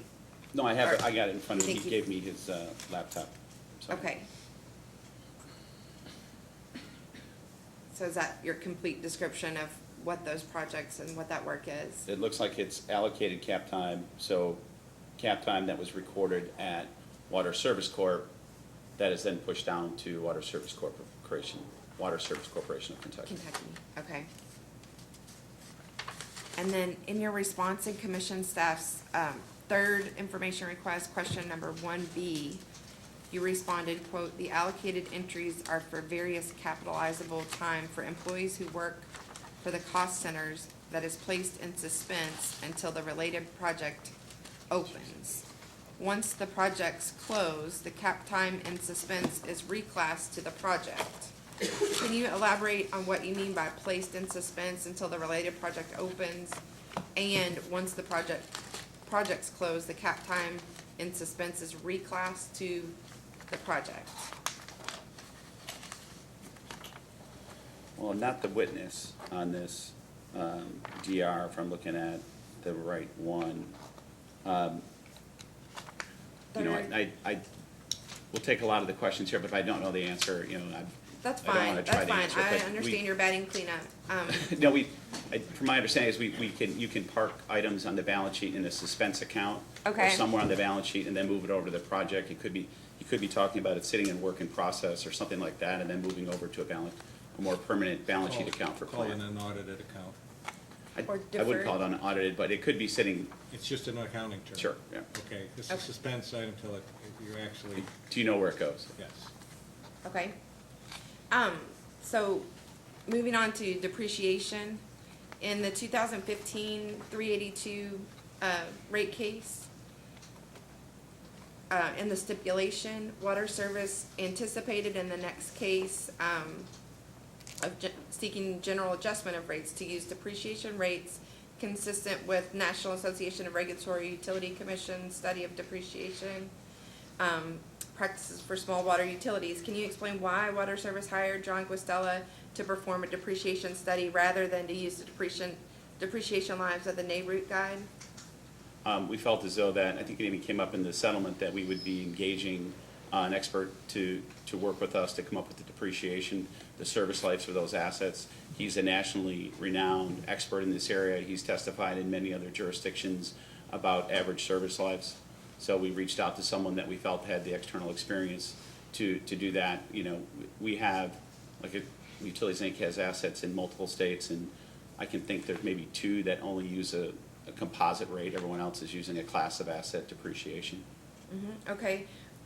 Was his depreciation analysis based on comparative analysis in order to establish appropriate average service lives and depreciation rates?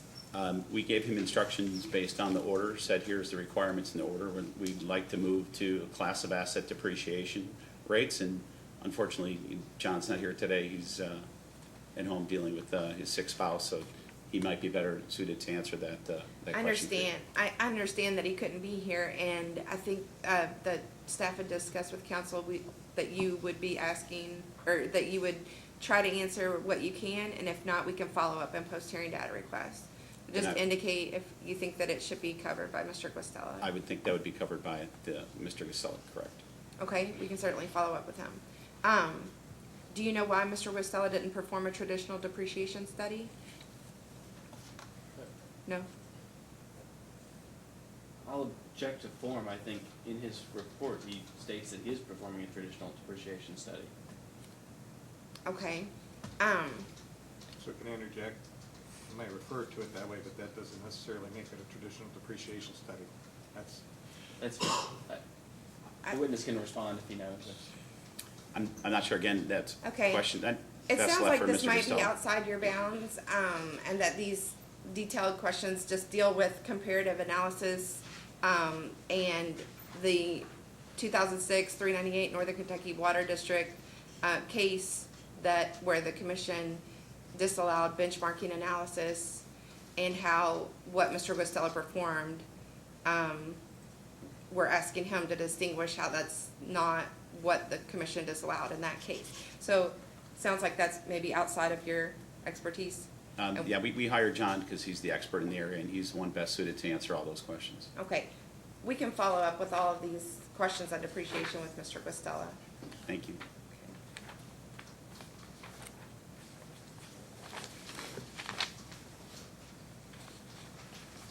And as I stated before, I think you're back in cleanup, so I'm just gonna look through, where everybody else referred to you on different matters and make sure that we've asked you everything.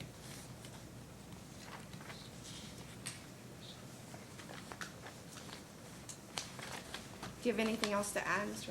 Bertozzi, and clarification of anything touched on? Okay, No. I have no further questions. Commissioner Cicero, questions? I think I asked all my questions, and the only ones that would remain would be with regard to depreciation, and I think we'll just follow up with your expert witness. So I thank you for your answers. I have everything else. Commissioner Matthews? I don't have it. Thank you. Mr. Gardner? We don't have any further questions of this witness. We understand that with respect to that last issue, with respect to depreciation, we'll get the questions that you wanted in that form, and we'll get Mr. Costello to answer them. Okay, Mr. McNeil? I have nothing further. May this witness now be excused? Yes, sir. Okay, you may step down and you may be excused. Thank you.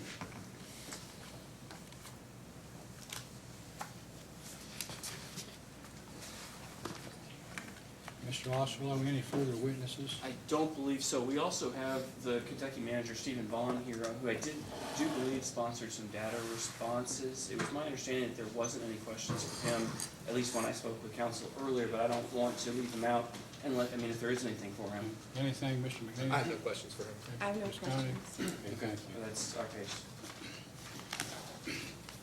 It looks like there are going to be several post-hearing data requests.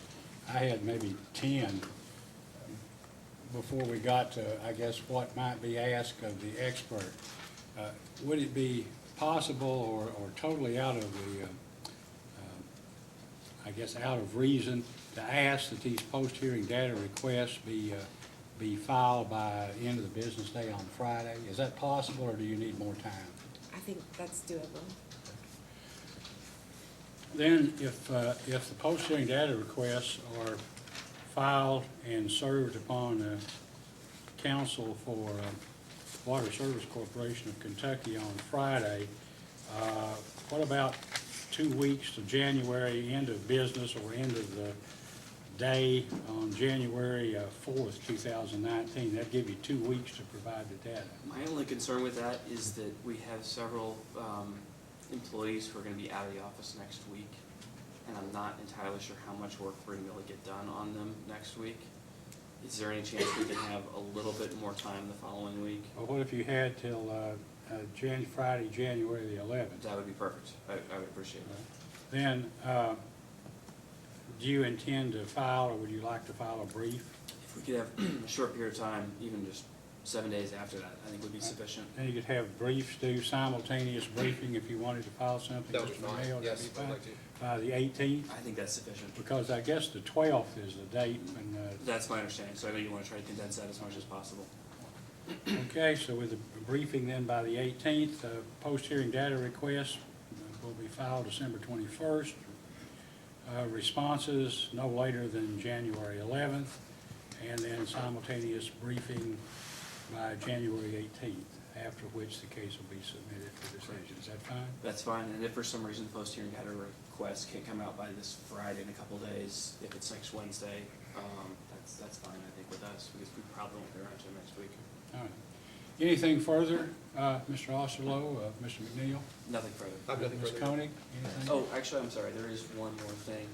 In a request from commission staff, first request number 11, they've asked us to update monthly our rate case expense. We've been doing that at the end of the month. Is it acceptable, instead of doing one at the end of this month, just to put that into our post-hearing data I request? don't see a problem with that, do you? That's completely That acceptable. would be fine, that's Thank you. acceptable, thank you. All right, if there's nothing further at this time, then this hearing is adjourned. Thank you.